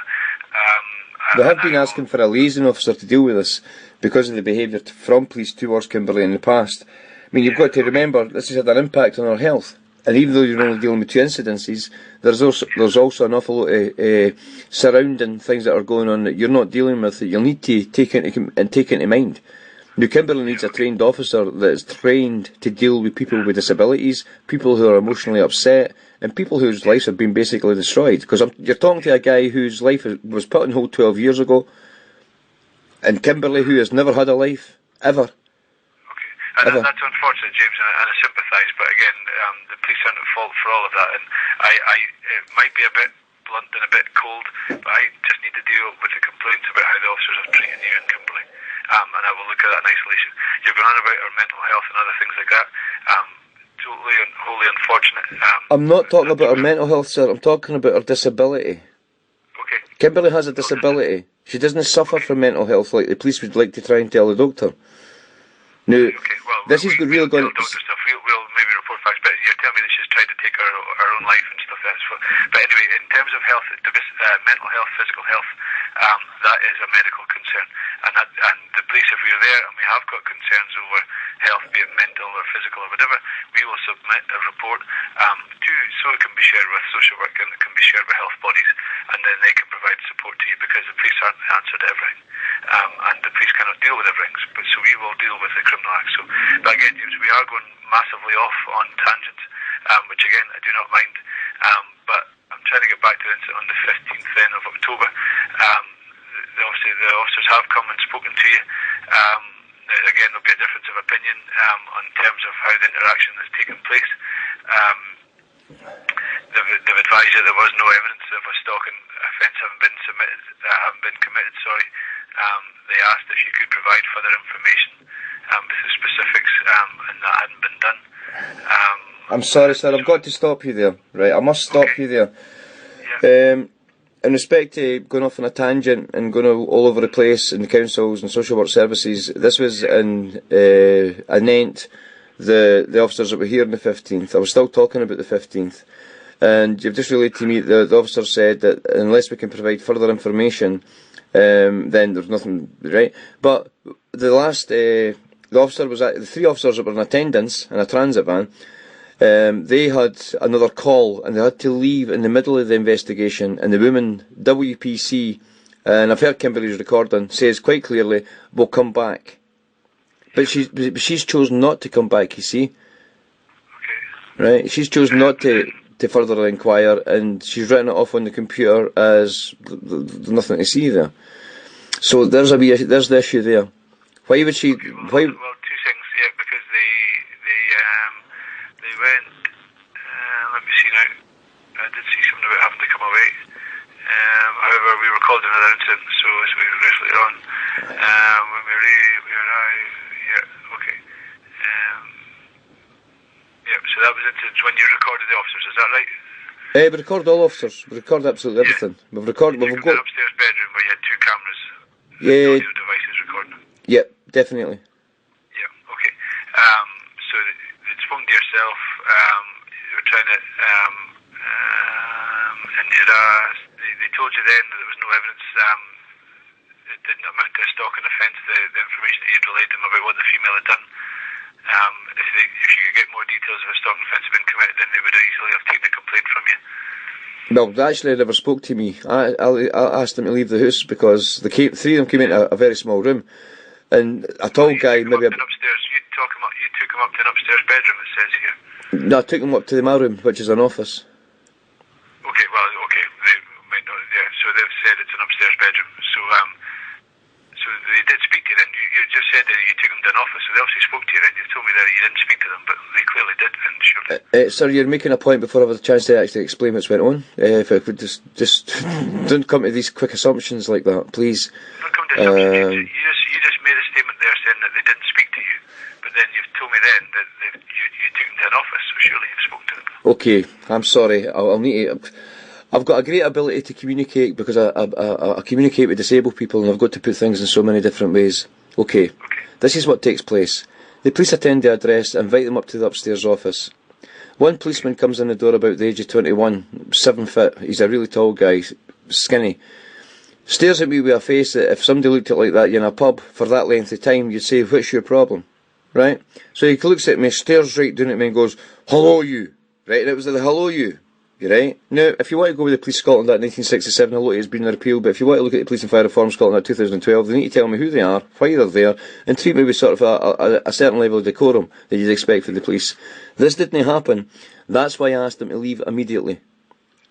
Right? That's exactly why I asked them to leave the room immediately, because I invited them in, I sat down, I offered them seats, and then that constable looked at me in that vein, and I thought, we're getting nowhere here. And the way he spoke to me in the derogative fashion in which he spoke to me was only to say hello you, right? I then asked him to leave. Kimberly was busy. Kimberly was in the small room as well, as 3 of them piled in a door. One agreed that the woman agreed that she couldn't fit through the door, and she would stand out in the hallway. We couldn't breathe in the place. You know, there was no room. They were asked to leave. They would have been taken downstairs to a living room, but that's still full of criminal damaged furniture that we're still waiting the police to investigate for March. It's still sitting in the very same condition it has for March. So they had to go out to the van to do this interview. That's what I thought was going to be happening. Kimberly spoke to the police alone regarding the whole incident. I hadn't spoken at all on this incident, and I recorded it from the window. Kimberly recorded it on her audio recorder. And it's quite clear that she's manipulated in such a way where to suggest that when you've made more than 3 complaints about stalking offences, and it's hate crimes that you've previously complained about, that there's nothing to see here and there's nothing we can do. Then the woman went in to have a word with the woman to ask her to stop doing what she was doing, right? Who done that? The female officer, there was three officers in attendance, 2 male and 1 female. Okay, and So- the female officer spoke to the female that you were complaining about? Yeah, she did. Okay. But when she left the van, when she left the one we were complaining about's house to go back to the transit van in which the 2 male officers and Kimberly was still sitting, she told Kimberly that she had a 999 call and they had to go, and they would come back to speak to her. So Kimberly from that date to this date has been sitting waiting on this officer coming back to speak to her. But you have described to me that on the computer that we were asked to provide further information, and I can't see how we can possibly do that. I think what we've got is every officer that's came here, and I ken you're only dealing with the 15th, has manipulated things in such a fashion that not every officer, there's 2 officers that came here, and even they've agreed with me about the way the other constables are doing things, isn't it right? And I've appreciated them for doing things right. Okay, so see that there, that you're speaking about the thing, obviously the layout of your house and the size of the rooms, and that's beyond our control. It says here that you led them to the bedroom, so you asked them to go up to that room. Yes, I had invited them in to sit down until I seen the behaviour of one constable. That's right. Until I was faced with the behaviour of one constable staring at me as if he's somebody who's heard loads of terrible things about me and looking at me with hatred, sheer hatred. And this is on camera as well. Okay. Well, I'll need to see that video. Obviously, I think the officers were using body-worn video as well that day, so I'll hopefully be able to get access to their body-worn video as well. Yeah, then that's a surprising thing because I never asked for permission to record in a private residence. They don't have to. They do? Don't have to ask for permission. No, they don't. Okay. They don't. They've got a sign on their body-worn video saying CCTV in operation, or words to that effect if I'm going in front of me. We do not have to ask for permission to record you. Same way you don't have to ask for permission to record us. I know, but I'm the private resident in the private address. Yeah, that's fine.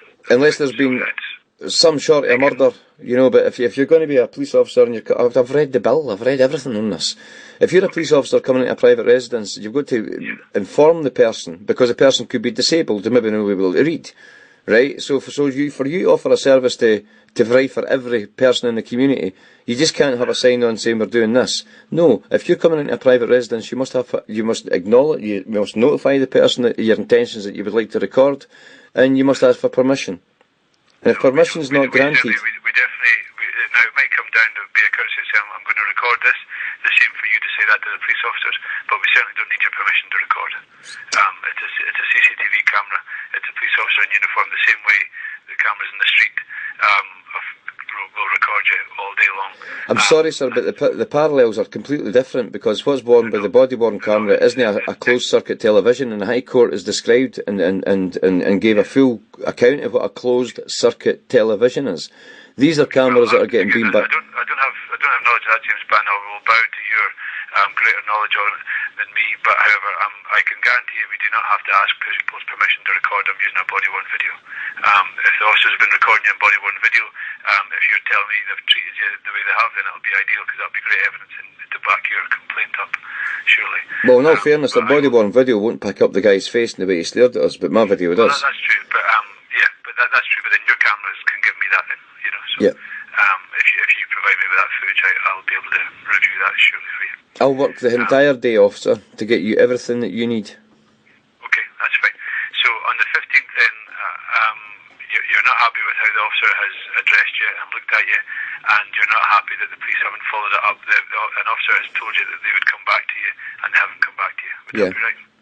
Okay. Yeah, and obviously now that you've read the information of how it was written up, that is obviously open to question as well. Yeah. Well, I'll just say you're not happy with it because I'm just trying to see. So. I think what we've identified is what we expected to happen, and something being written up as it not to happen, where we've got evidence of where it could have happened, and the woman certainly did leave. It's the last thing she says. We'll come back and see you, and the van went flying out the street. Well, that's acknowledged in the call. That's acknowledged in this call here that they did have another call to go to. Whether or not they thought then, obviously, if they're telling you at that time that now either one of the officers, two of the officers, three of them, how many there were there, but if an officer's phoned you and said it didn't amount to any stalking, then they've obviously thought that has been the end of the matter in terms of there was nothing there. But again, I will look into that for you. So I'm just trying to keep track of everything that we're speaking about, James. So on the 15th, I'm just going to make some notes. It is the look from the officer and how he's addressed you. Yeah. And then the lack of follow-up in terms of they said they would come back and see you, which they haven't done, obviously. On the 26th of September, it's you're not happy that they haven't responded to it. You're not happy with how they've responded to the incident and the time it's taken to resolve the matter. Would that be accurate? Not happy with the conducted their investigation. Pardon? I'm not happy with the way they conducted the investigation and what they reported back to the telephonists, that then we got that information that the case was historic. I know you're talking about terminology. I know you're saying terminology, but historic says to me the case is closed, and it has been defined as the case was closed that day by... The incident was closed that day. Yeah, that's what I'm saying to you. I've confirmed that to you. The incident was closed. By PC Wilt and Sergeant Callender. Sorry? By PC Wilt and Sergeant Callender, who closed it, who were the investigating officers. We've got the incident number that they're investigating officers, which caused Kimberly to slash her wrists. That's correct. Well, again, that is a wholly unfortunate outcome, a result of that. I wouldn't be holding them responsible for that, obviously. But well, I'm taking a private action on everybody against this. I mean, that's what I do, sir. I sit and read and write every day. That is totally open to you, and that's what you're well within your rights to progress that. That's fine, but I can't hold that as a police complaint that Kimberly slashed the wrists as a direct result of their action or lack of action. You can, because that's exactly what took place. So who's to blame for the injury to Kimberly's wrists? We need to go back 12 years then. Now again, I don't know what has happened, but Kimberly has self-inflicted those injuries. Now again, I'm not saying that, so ultimately then Kimberly has caused those injuries herself. You're going to tell me that it was as a result of them not attending that call. But I cannot say that, I cannot have a complaint against two officers saying that she slashed her wrists as a result of them not attending to speak to you that time, when there's an update saying that Kimberly's asked for her not to be seen. That's not what I'm saying, sir. You've misconstrued what I'm saying again. I'm going to correct you. Listen, a girl that I put in care for Sergeant... You just asked me, you are blaming Sergeant Callender and PC Will for Kimberly slitting her wrist that day. I am, because it was a direct result, because she witnessed Sergeant Callender and PC Will drive into the street, watch the man, drive back out the street watching the man, then come back into the street as the man's legged it, then go to the door. And Kimberly, having had previous experience with the way the police officers have been conducting their investigations, had had enough and cut her wrist as a result. You're right, you can't say that. It's me that's saying that. Regrettable, I cannot see how Jim Carney and Lisa Will could be held responsible for that outcome. Well, if when they first drove in the street and seen him, if I grabbed them, took him and detained him for 12 hours to go further information for us by the way of the police coming to the door that wasn't them.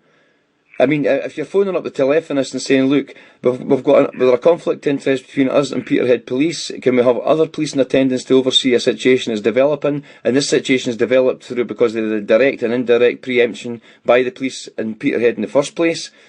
And then Kimberly's living about 24/7 under an environment where she can't leave the house. She's only trying to have a normal life. She can't eat, she can't sleep, her hair's falling out.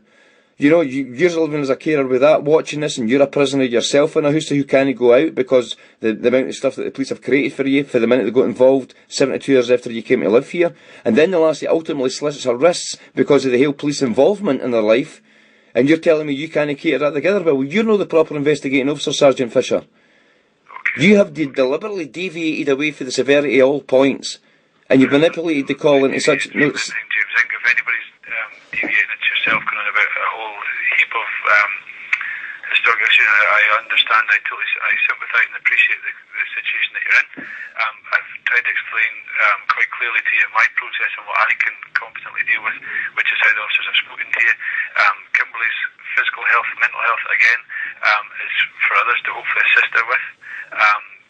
But I do not see it that officers can be held accountable for the fact that they haven't, in your eyes, resolved that issue. Then Kimberly goes and self-harms as a direct result of that the officers would have any knowledge of that if we don't go and see her, she is going to self-harm. Listen, the way the police have been behaving... Sergeant Fisher... that Kimberly has phoned in saying she doesn't want to be seen. And is that the decision you've made at this point in time? That's your decision, is it? Nobody's been to see us regarding any of this complaint. Nobody's looked at any of the evidence we've got. No one's took a proper statement for us. And you're happy with that kind of thing, Sergeant Fisher? A statement from you in relation to what, James? In relation to Kimberly cutting her wrists on the back of PC Will and Sergeant Callender, and the way they conducted themselves involved in a criminal investigation, having Kimberly has been assaulted. Kimberly got assaulted that day, and she's there when I'm updating the police to where the man's whereabouts. We've got on video evidence that Sergeant Callender and PC Will coming into the street and letting the man get away. We've got them. James, I've asked you already. If you bring those videos into me, I'll review those videos and the footage. Yep. But you're not prepared to accept that Kimberly slit her wrists on the back of that, and you can't connect that together. So you need to do further investigation then. Maybe a phone call. Sergeant Fisher, a phone call isn't going to sort this out. Okay, but this was an initial phone call, James, to try and sort things out. The initial phone call I made earlier until you hung up on me, I'm phoning back to try and sort out the complaint. It's gone into a massively long telephone conversation with you. Yes, and can I just stop you there, sir, because you've just misconstrued about I hung up on you. I mean, that's derogative to come with it. You've been nothing but derogative towards me. I never hung up on you. You phoned up and asked for Kimberly Bath. Now, she's a person who's under an awful lot of pressure with the police, and she can't talk on telephones as part of her disability, but she's been forced to by the police in each and every occasion. I am a carer that's at my wit's end, trying to keep a lassie from killing herself. Right? And what I'm saying to you is, Sergeant Sergeant Fisher, is what you need to do to appropriate your inquiry any further is that I'm not coming into the police office now. I'm not doing that because on the back of this phone call, because I can see we're getting absolutely nowhere, and you are trying to bring this inquiry down to, limiting it down to, we've phoned the police and told them not to attend, so that we're happy with that. It's not a stalking inquiry, we've not provided any further evidence, so we're happy with that. That ain't going this way, and if that's the way you're trying to direct this investigation, then we need a further investigation. Because I'm telling you now, Sergeant Fisher, and you on a telephone with information that you've got on the screen isn't going to tell me anything different. For the reality of that day, that Kimberly got assaulted, we phoned the police we sat and videoed them, mismanage an investigation and then report back to the telephonist that the case was historic and it was closed and they couldn't find the man. That resulted in Kimberly cutting her wrists. Now, the impact on Kimberly's life that the police service of Scotland have had are ultimately tantamount to a conspiracy to murder the lassie. Right? There's people who try to attack her with hammers and everything on the back of it the police have been preempting against her. There are raft evidence you need to listen to. But you're not going to... I'm telling you, Sergeant Fisher, you are not going to put this down to me, because you just made an air offensive remark, and that being that I'd hung up on you. No. You phoned Kimberly, and when Kimberly was trying to talk to her, she started to wet herself and started crying. You put her in, the mere fact that the police were trying to talk to her on a phone was enough. That's why the call was terminated. That's why I then put her into a shower. That's why then I calmed her down. That's why then I gave her a 5 milligram diazepam. That's why she's now lying in her bed. And that was just because of a phone call this morning. So I never hung up on you, sir. I never. I had priorities to take care of. Yes, you can speak, but you're going to listen to me first. I had priorities to take over a vulnerable adult. I'm not getting anywhere with you, right? This has been recorded. You get off this investigation because I'm going to start an investigation into you, sir. This is a terrible call. This is a... I'm sitting with a lassie with a heater next door. I can't get out of the house for food or anything. And you're trying to... Can I speak to you? Can I speak, please? I can hear what you're saying. Right, well, you can't if you're talking on the top of it, right? Well, I was trying... Well, to be all... No! I'm telling you, sir. I started speaking to you and you continued to talk throughout me. I'm not going to put up with a call when you suddenly come back to tell me that I'm talking over the top of you. You're disgraceful, sir. I am not going to be treated like this. I tried to stop you in your tracks to explain something that I can't seem to clarify to you for some reason. And you're a sergeant who's got an investigative mind. Do you not understand how plain and simple it is? We've been getting a wrath of abuse that you're not involved in. We've phoned the police by Kimberley getting assaulted. We've watched how the police have conducted themselves this year. At the end of this, at the point when the 15th of October starts, or the 26th of September comes, we've watched the police actually involved in an investigation on a 999 response call for a vulnerable adult, a vulnerable address. Right? She's then slashed her wrist as a result of that.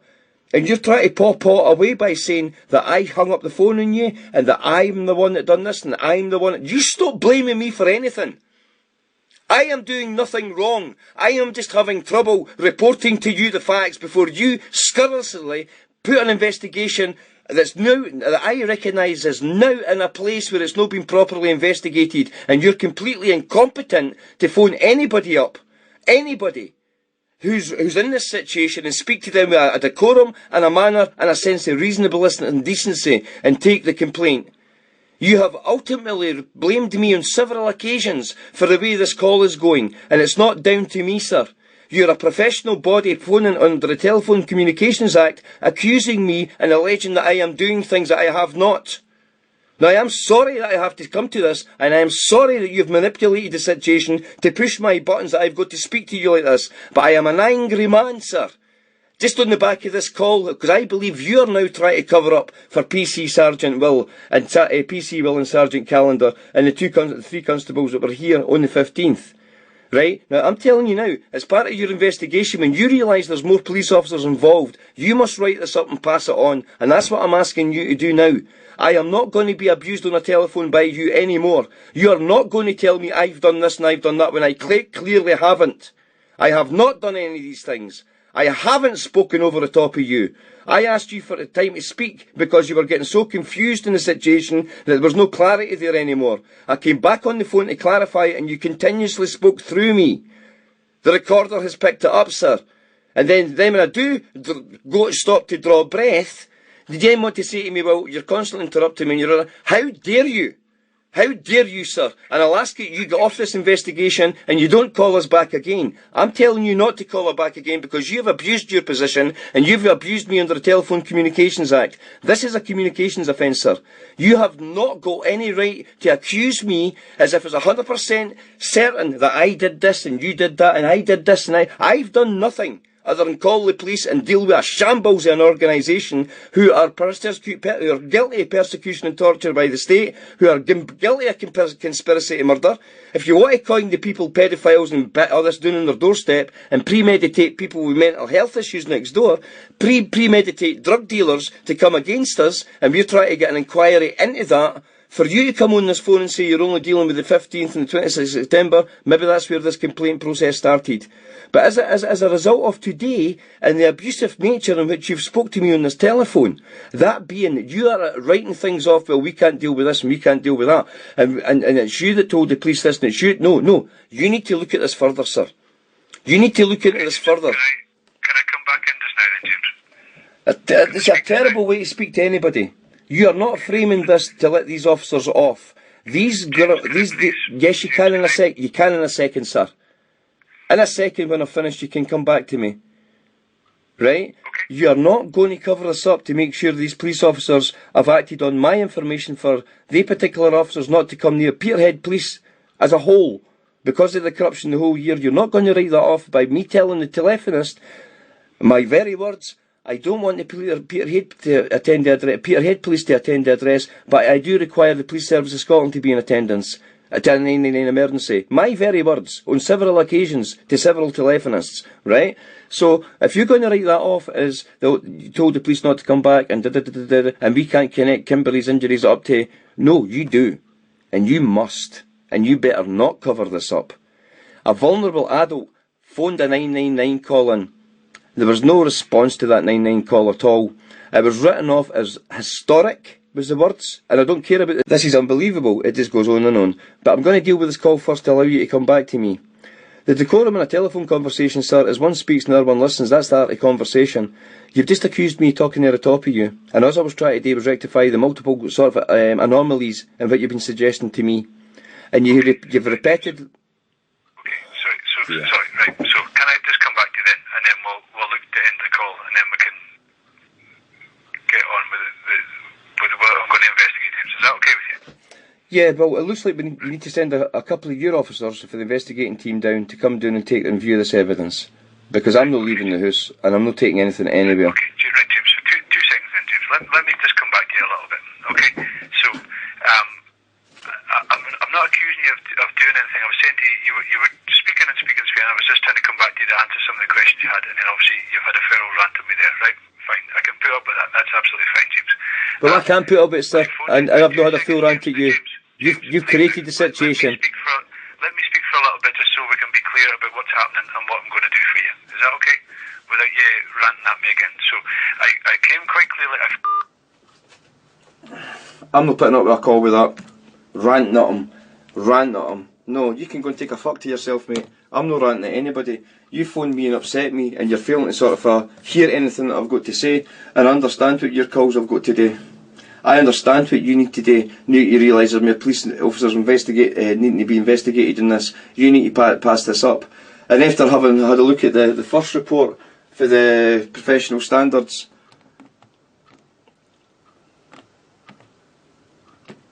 having had a look at the first report for the professional standards that's written to me, there's no way I'm going to get any satisfaction or justification out of that.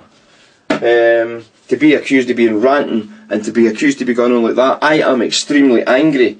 I've got a girl with a disability in my care who's been getting hammered for 12 years. My own personal life, my head is up my arse with a lot of it. And the Police Service of Scotland appear to be getting away with lamentable applaud, and it ain't going to work out.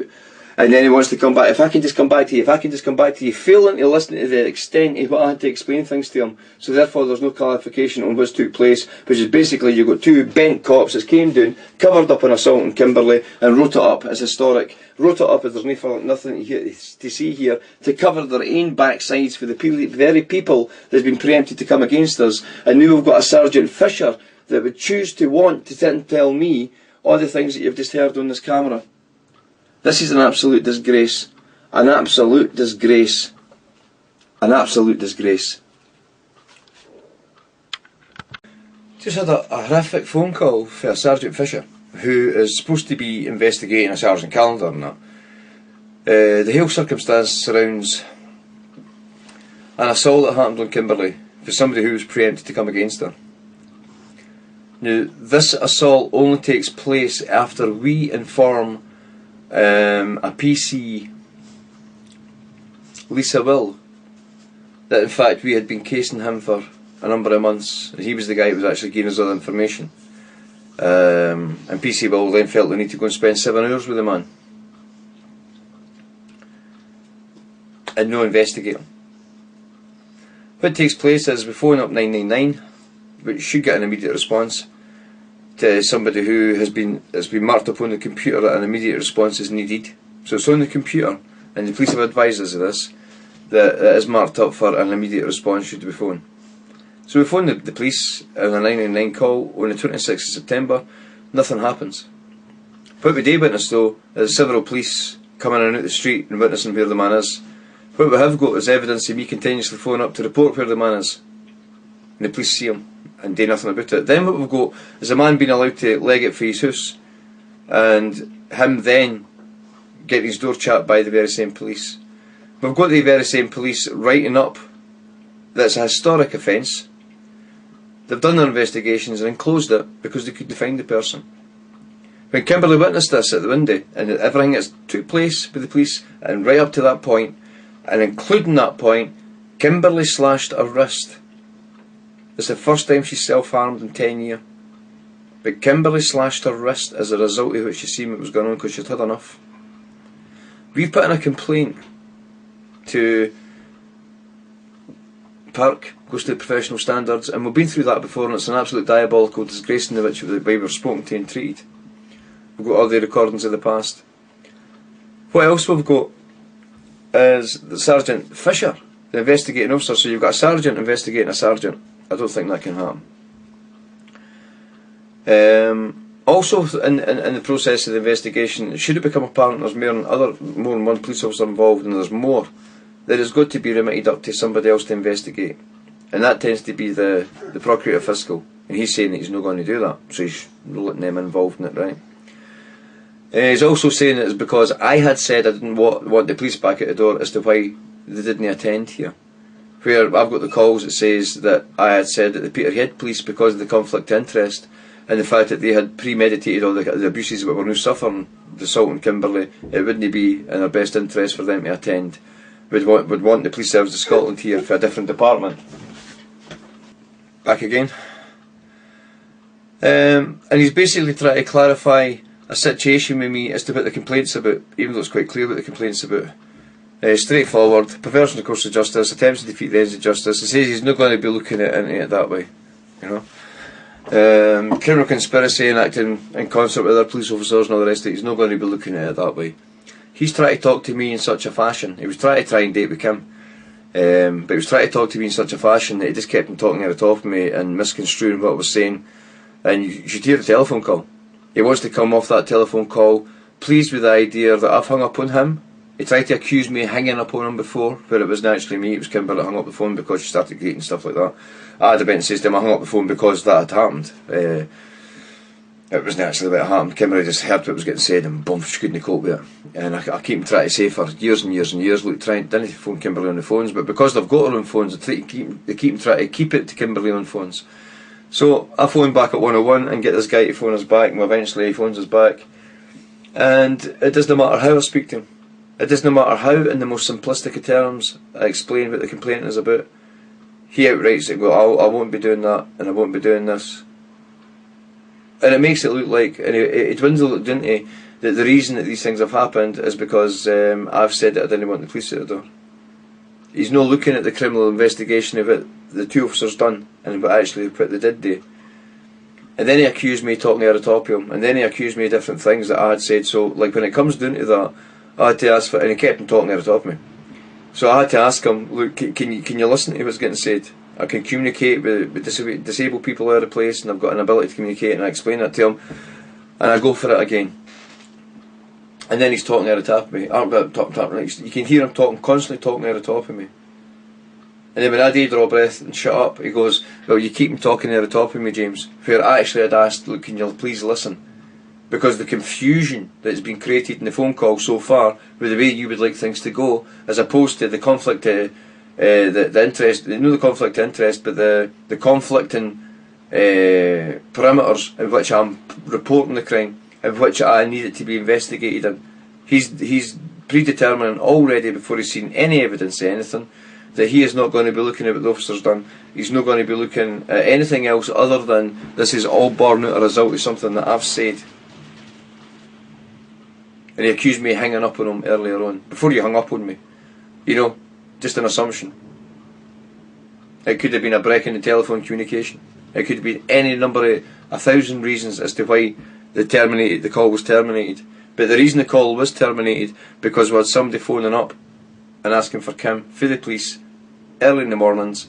We've had a hell of a night last night. We're having a hell of a time. She can't deal with the police anymore. She can't competently speak to them. The last 7 years that I've deliberately stayed out the road, right? With councils, police, absolutely everything. Me staying out the road until we hit Slamanan showed what they would do to Kimberley. And it also stopped angrily blaming me for everything. You know, you're talking about a guy that can walk in a suit and a shirt and a tie, get the most respectability treated back to him until he mentions his name.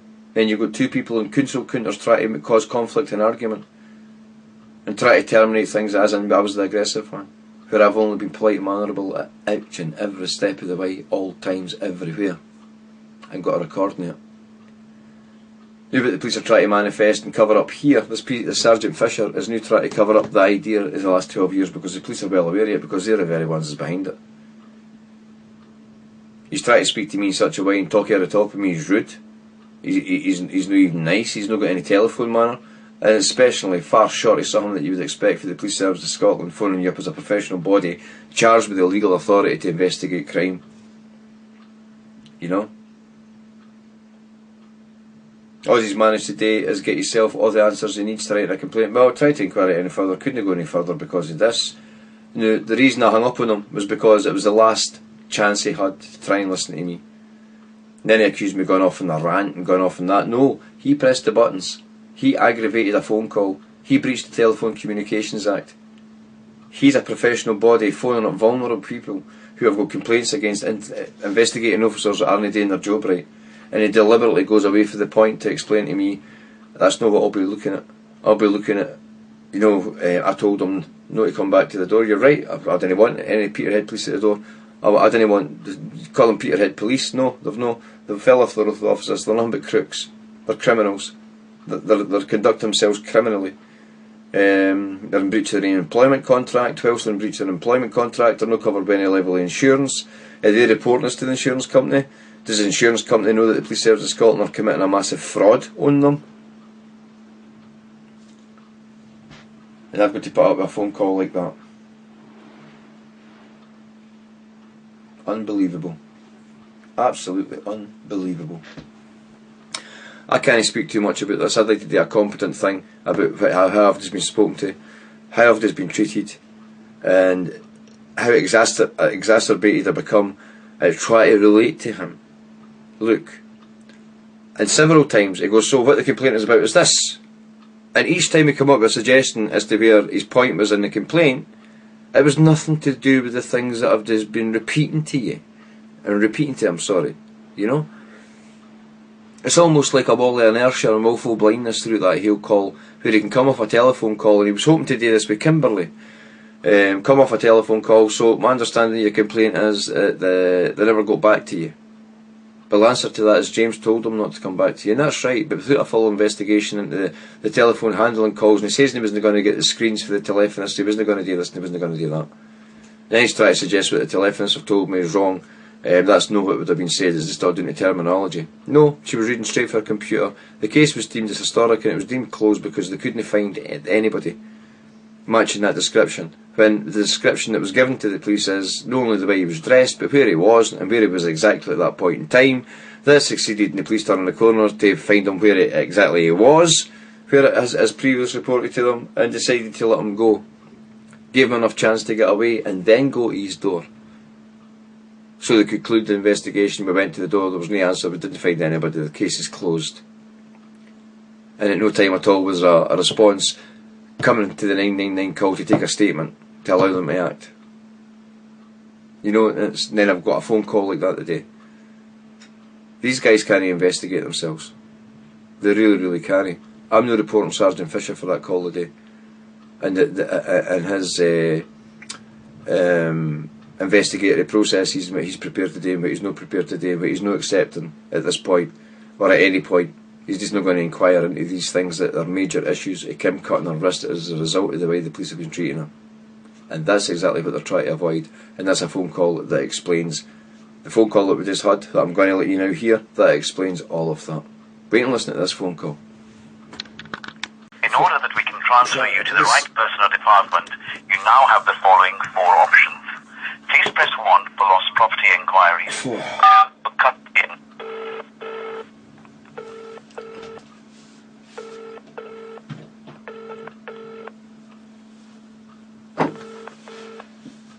Good afternoon, Police Scotland. How can I help? Hello there. Pardon me. Excuse me. Would you like to take my name and number? Sorry? Would you like to take my name and number? Yeah, what's your name? My name is James Fraser. And my number is... I'm around with the gang singing shoebop badoo badoo with the men. And how can I help you? But we've got several interactions with the Police Service of Scotland in which we now require a liaison officer to deal with them because we can't speak to the police anymore. They're abusive in their telephone calls. They seem to just want to manipulate things, to push buttons, to get people upset. And as a result of the day's interventions with the Police Service of Scotland, I've had to medicate a girl, put her to her bed after her wetting herself, and the guy severely upset me. I can't deal with any of this anymore, with the way we're being spoken to, the spurious and scurrilous allegations that's been suggested within the level of these calls, and they're supposed to be calls from professional standards. I think it's absolutely abhorrent the way we're being treated, the way we're being spoken to, and the way things are getting manipulated to make it look like everything's our own fault. So, and this is within the preliminary investigatory process, a complaint as to why a vulnerable adult was left to slash her wrists at the result of an inquiry led by Sergeant Callender and PC Lisa Will. This man appears to have be completely bereft of these facts and completely bereft any interest in these things, and we don't feel that a Sergeant Fisher is the appropriate candidate to be investigating anything if the conduct in which he spoke to me this morning on the phone call is anything to go by. I tried my best to explain in simple terms something really quick, something to him. And after I never got anywhere, and he was trying to wrap things up in a certain way, I was then spoken over the top of, only to be pushed the buttons for me to go, look, you need to listen to me. And me tell him the way it is, whilst he continuously spoke under me on the phone. Right through the whole lot of it. And then turns and says, well, if you're going to keep him interrupting me, as if he had the position. No, the man has not got the basic art of a conversation down to any sort of fine tea. I would like to report him, but I'd only do it through a liaison officer. We need people that are trained to understand the situation that we are in, and to get the necessary authorities within the police authority to act appropriately, as opposed to this scurrilous and spurious way things are getting added up. Just one wee example was the police in Kimberley don't get on. Sorry, so you want to make a complaint about the officer, yeah? No. We'll do that through a liaison officer. This is about installing a liaison officer that has got the ability and who's got trained experience and who is qualified in dealing with people with disabilities and people who have been victims of police corruption and their abuses, because dealing with internally within the police themselves ain't working. It's not worked for 12 years and it's not working today. So you want a liaison officer for yourself, yeah? For myself, and one for Kimberley Bath. The person who's registered on the PNC computer as a vulnerable adult, who recently just slashed her wrists on the back of the way a police investigation has went, and I have just took an abusive call from an officer who has manipulated the conversation into making it look like something that I've said or done has prevented this or caused this, and it's all my fault. And I am not accepting that. I mean, this is an investigation that's still in the preliminary stages, and the man's being abusive towards me. Yeah, I mean, we can't just assign officers for certain people. There has to be, certain circumstances. So if you're unhappy with a certain officer, you still have to, at this moment in time, follow the complaints procedure. Yeah, that would maybe be the thing to do, and understand that and accept that. What am I on the phone to do is get a liaison officer. To get a liaison officer initiated to come out to interviewers, to understand the situation, to discover whether a liaison officer is actually required. That's not something you or I are going to do on this telephone call. Okay. I'm not making a complaint at this time. The purpose of my intention of this phone call, before it's manipulated anywhere else, because I've been putting up with this all morning, I will structure my question, my request. I'm telling you that that's something I can't do. So you can make a complaint against the officer. Yep, and I understand that and I accept that, and it's something that I'll do at another time. But what I'm phoning up just now for is so there can be any other further interactions between the Police Service of Scotland and ourselves. We require an officer that can show that they're fully trained with people with disabilities and people who have been victims of police corruption. For the very police who phoned today, the investigatory process body phoned today and abused me on a telephone once again. So no, I'm not making a complaint at this time about anyone. I will discuss this with a liaison officer who is qualified in these circumstances and the proper person within the department who is trained to investigate these very positions and situations, which would be the anti-corruption unit, I believe.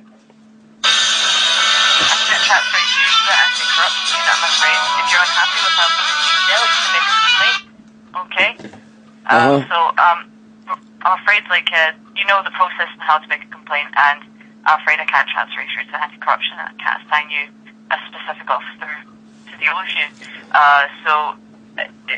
That's your options, really, is just to make the complaint against the police. Okay, and I understand I need to make a complaint against the police, and that's something that I will do in the future. We've covered this 4 times now. The truth of the matter is, you can actually put me through the anti-corruption unit, but you're not doing it. I accept that. I'm not wanting to go through the anti-corruption unit. What I'm doing is phoning up so we can progress what the Police Service of Scotland have done. We require a liaison officer that's trained within the capacity and who's appointed that as an official status when dealing with police corruption. We can't be expected to deal with the police that are corrupting us, right? What we're doing is we're trying to get an operative within the Police Service of Scotland. Whether the terminology is a liaison officer or it's another kind of officer, I do not know. I am phoning you as a service provider and asking for a service to be provided, that being because of the level of police corruption, even into the investigatory process into police corruption. I would now like an officer who's qualified and facilitates the position of someone who can come in and ask questions in the situation and interview us accordingly with the Office of Constable, as opposed to what we are putting up with. And that's what I'm phoning up for. I'm not phoning up to make a complaint. I'm not phoning up for any other reason other than to phone the Police Service of Scotland and to ask them for the service that... we can't assign liaison officers unless it's deemed by someone working with a case that you require a liaison officer. Yeah, so and what we're saying is because of the amount of police corruption, that hasn't been identified, and of course naturally it wouldn't. But I'm a member of the public that's phoning up the Police Service of Scotland, and I'm asking at this point in time, maybe the liaison officer isn't the terminology or the operate terminology. I know what you mean when you're requesting that, and it's something that I can't do. So we're going around in circles here, yeah. No, we're not going around in circles at all. This is on your court. Yes, I've requested to the Police Service of Scotland a particular service, and you're saying you can't give me it. And then you keep asking for it again, and then I keep saying we can't assign that to you. I can't do that on this phone call. There needs to be it has to be deemed by officers whether you actually require a spot. Well, there's only certain people that are assigned that, and there has to be legitimate reasons. So if you're unhappy with how you're currently dealing with it, I understand you don't want to make a complaint, but that's the only way we can advise you how to do that. I know these things, right? I already know these things. So we're going in circles here. So no, sorry, I refute the derogative claim that you're making, that we're going round in circles.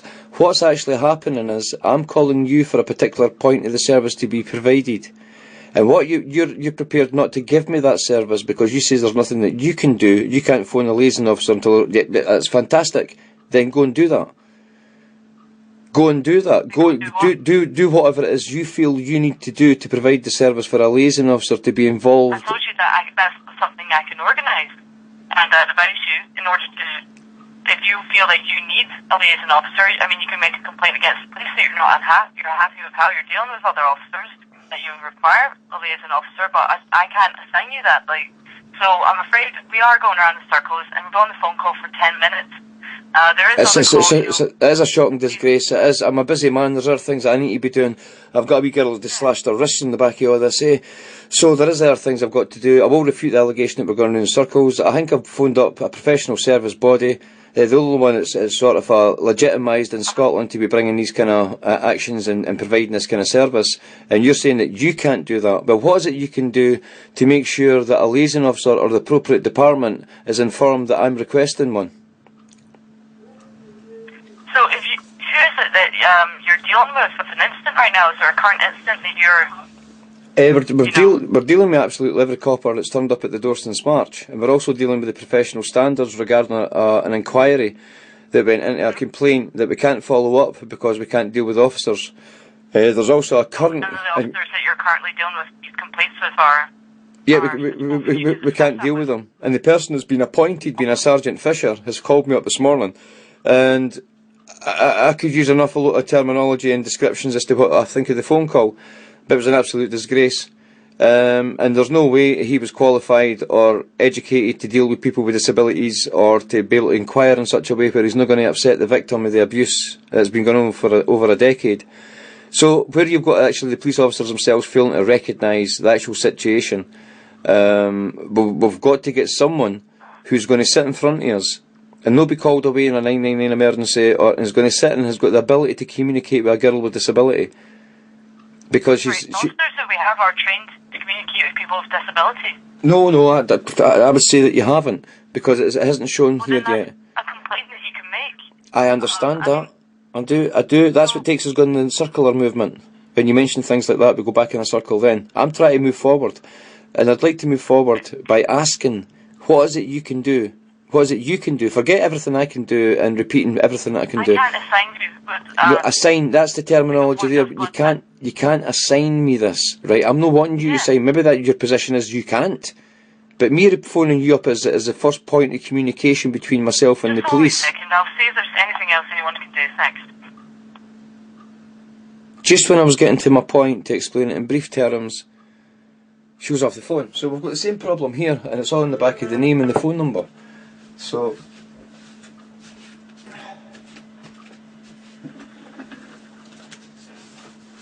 she's trying to report to me that her position is she can't assign a liaison officer, and I know she can't.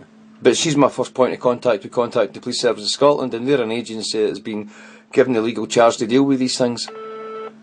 And she just clearly doesn't understand what I'm saying when I'm saying, look, I'm requiring a liaison officer. You know, it's not something she can do. Well, I was going to... Hello? Sorry for keeping you on hold. That's okay. I just double check that for sure. I mean, see the reason why we can't assign you the single point of contact, because when you contact Police Scotland on the phone, you know, it's not the same person who's going to answer. It's always different people, as you know. And if you just want like a specific officer to deal with your case, then you're going to have to speak to your local office to see if they have anyone that can do that. But it's not a normal thing to have. Well, we're living in normal circumstances. I mean, it's like to try and suggest that my request is based on a preconceived idea of what you would perceive as normal. It would be I mean, that's a travesty in itself. My first point of call, you know, I've read all the reports that built up the Police Service of Scotland telephone call centre. I've read the Act that gives you force. I've read everything that you're there to provide. And what I'm requiring you to do, and you seem to think that you can't do that, appoint me a liaison officer, that's not what I'm asking for. And that's what brings us back round in the circle that you mentioned. I'd like to move forward and let you know that I've got an understanding and you have got a legal duty to involve the necessary officers or department that's required to be there to interview a Miss Kimberly Bath and myself regarding a catalogue of things that I'm not speaking about in this telephone call. And what I've reported to you is we can't continue with any other police officers. But you're suggesting we walk into the local police station. We can't even leave the house because of the persecution and torture by the state that's been committed against us by the Police Service of Scotland. Right, so as a telephone call centre, somebody that's got the legal charge to involve the whole of the Police Service of Scotland. And we can't appoint a spot to deal with you. I mean, when you call up, you're going to get anyone, type of person on the phone. Yeah, if you're saying to me the place is in a disarray of if you're suggesting that the call centre's in a disarray of confusion because each time we call up we're going to get somebody different, then that's a claim to make, that, isn't it? Because on the call centre, on the back of my name and this number, everything will come up that's been said and done before, and you've got access to that as if you were the person that had answered the phone each and every time. And I'm not asking you to appoint me a liaison officer. Okay. What I'm asking for, right, and it's simple. And so you can't go to the station, that's what you're saying. You can't leave your house. No, I would... What is it? Right, listen. So you can't leave your house to go to the station? No, I can't. And even if I could, I wouldn't be going into the station. Because it's the very same station as we've got all the problems with. As to why we need a liaison officer. And it's the constant... So you don't want to deal with anyone in your local station at all? Never. Sorry? Never. You never want to deal with anyone in your local station? No, we've been reporting this for a considerable period of time, and the telephonists have been recording it down as we don't want the police at our door. Where that needs to be clarified. This is part of the investigation that's on the go, and this is part of the bigger corruption thing that's on the go, and this is why I need a liaison officer to establish all this, because when I say we don't want the Police Service of Scotland, i.e. the Peterhead Police Station, or anybody from there at our door, because of a conflict of interest, because we're trying to bring a criminal inquiry into them for misfeasance of a public office all over, okay, but we still require the Police Service of Scotland. They've bent that round to saying, oh, we didn't want the police at the door. And that's the reason they're not coming to the door, apparently. So you want to have a spot at a nearby police station like Fraserburgh? No. No. I mean, where do you want this You're spot? getting really confused over this. Listen, I'm asking you see if you can appoint or contact the necessary department to contact me back on a telephone so we can discuss with somebody who's got the competence and the pertinence getting and put in place a liaison officer that can deal with somebody with disabilities who cannot speak to the police anymore because of the police corruption and inactivities. And I'm in the very same boat. We're not talking about travelling 50 odd miles to Fraserburgh, a 100-mile round trip. I've got a telephone here, and I've got an agency based down in Edinburgh that's facilitated and got the legal qualification to do these things. Yeah, but you're saying you don't want a Spock who works at Peterhead Police Station because you don't want to deal with any of the officers who work in Peterhead. So you're wanting someone from a nearby police station to be your Spock, is it? I don't know what the service provides. I don't know. Because, like, you know, normally, members of the public are not dealt with a single point of contact officer. It's just not feasible because they may not be on duty. So... Yeah, they work 9 to 5 in office hours, and they're on duty 5 days a week, and that's enough time. That's definitely enough time to be dealing with things that are going forward. But there's been a severe impediment by Sergeant Fisher to a police investigation into other sergeants. Sergeants can't go do an investigation into their sergeants, whether they're acting as inspector, and there's nothing under the Police and Fire Reform Scotland Act that allows them to do so. The local police in your area would obviously know you more well than any of the other police in the surrounding areas, and it has to be someone who actually knows what your problems are that you're having to maybe suggest that a single point of contact is recommended for you. I would agree with you. To the local police. No, I would agree with you, but how can that be possible when the local police are covering up a multitude of crimes that we've got the video and audio evidence of, and witnesses, and statements? You're going to have to make a complaint, okay? No, I can't. Sergeant Reid last year... If you don't want to speak to your local police, who obviously know what this is regarding, because you believe they're corrupt, then you're going to have to make a complaint. Hypothetically speaking, right? We can't help you with that, alright? Hypothetically speaking... Right, I'm just going to, because we're on the call for 20 minutes, calls are queuing, good people actually need police right now, okay? I'm not taking that. Police really need the police right now. We really need the police right now, but we can't get them for the corruption. So we're trying to get a liaison officer, so the quicker you stop going round in circles... What do you need the police for? Oh, God. Listen, you go and answer the rest of your calls, Hen, right? I'll do something different. Obviously, the contact centre isn't the one who would be calling for these things. Maybe if I put an appeal up on Facebook. Will I do that? Because, will I do that? Will I put an appeal up on Facebook for a liaison officer or somebody who's competent within the Police Service of Scotland to attend my address to look at the mess that we're in? Okay, so you don't want me to take the details for an officer to attend your address? What I want... You've got some cheek, Ken. I've been telling you what I want for I came on the telephone, and all you've done is go in circles and miss the point. I am contacting the contact... You don't want to make a report today, right now? You have a report to make right now for police to attend to. God. Can I have your name, please? Yeah, my name's Ellie. And what's your badge number? Hotel Charlie 307. Hotel Charlie 007. 307. 307. Right, thanks, Constable. Thank you. You can go and answer the rest of your calls that are queuing up.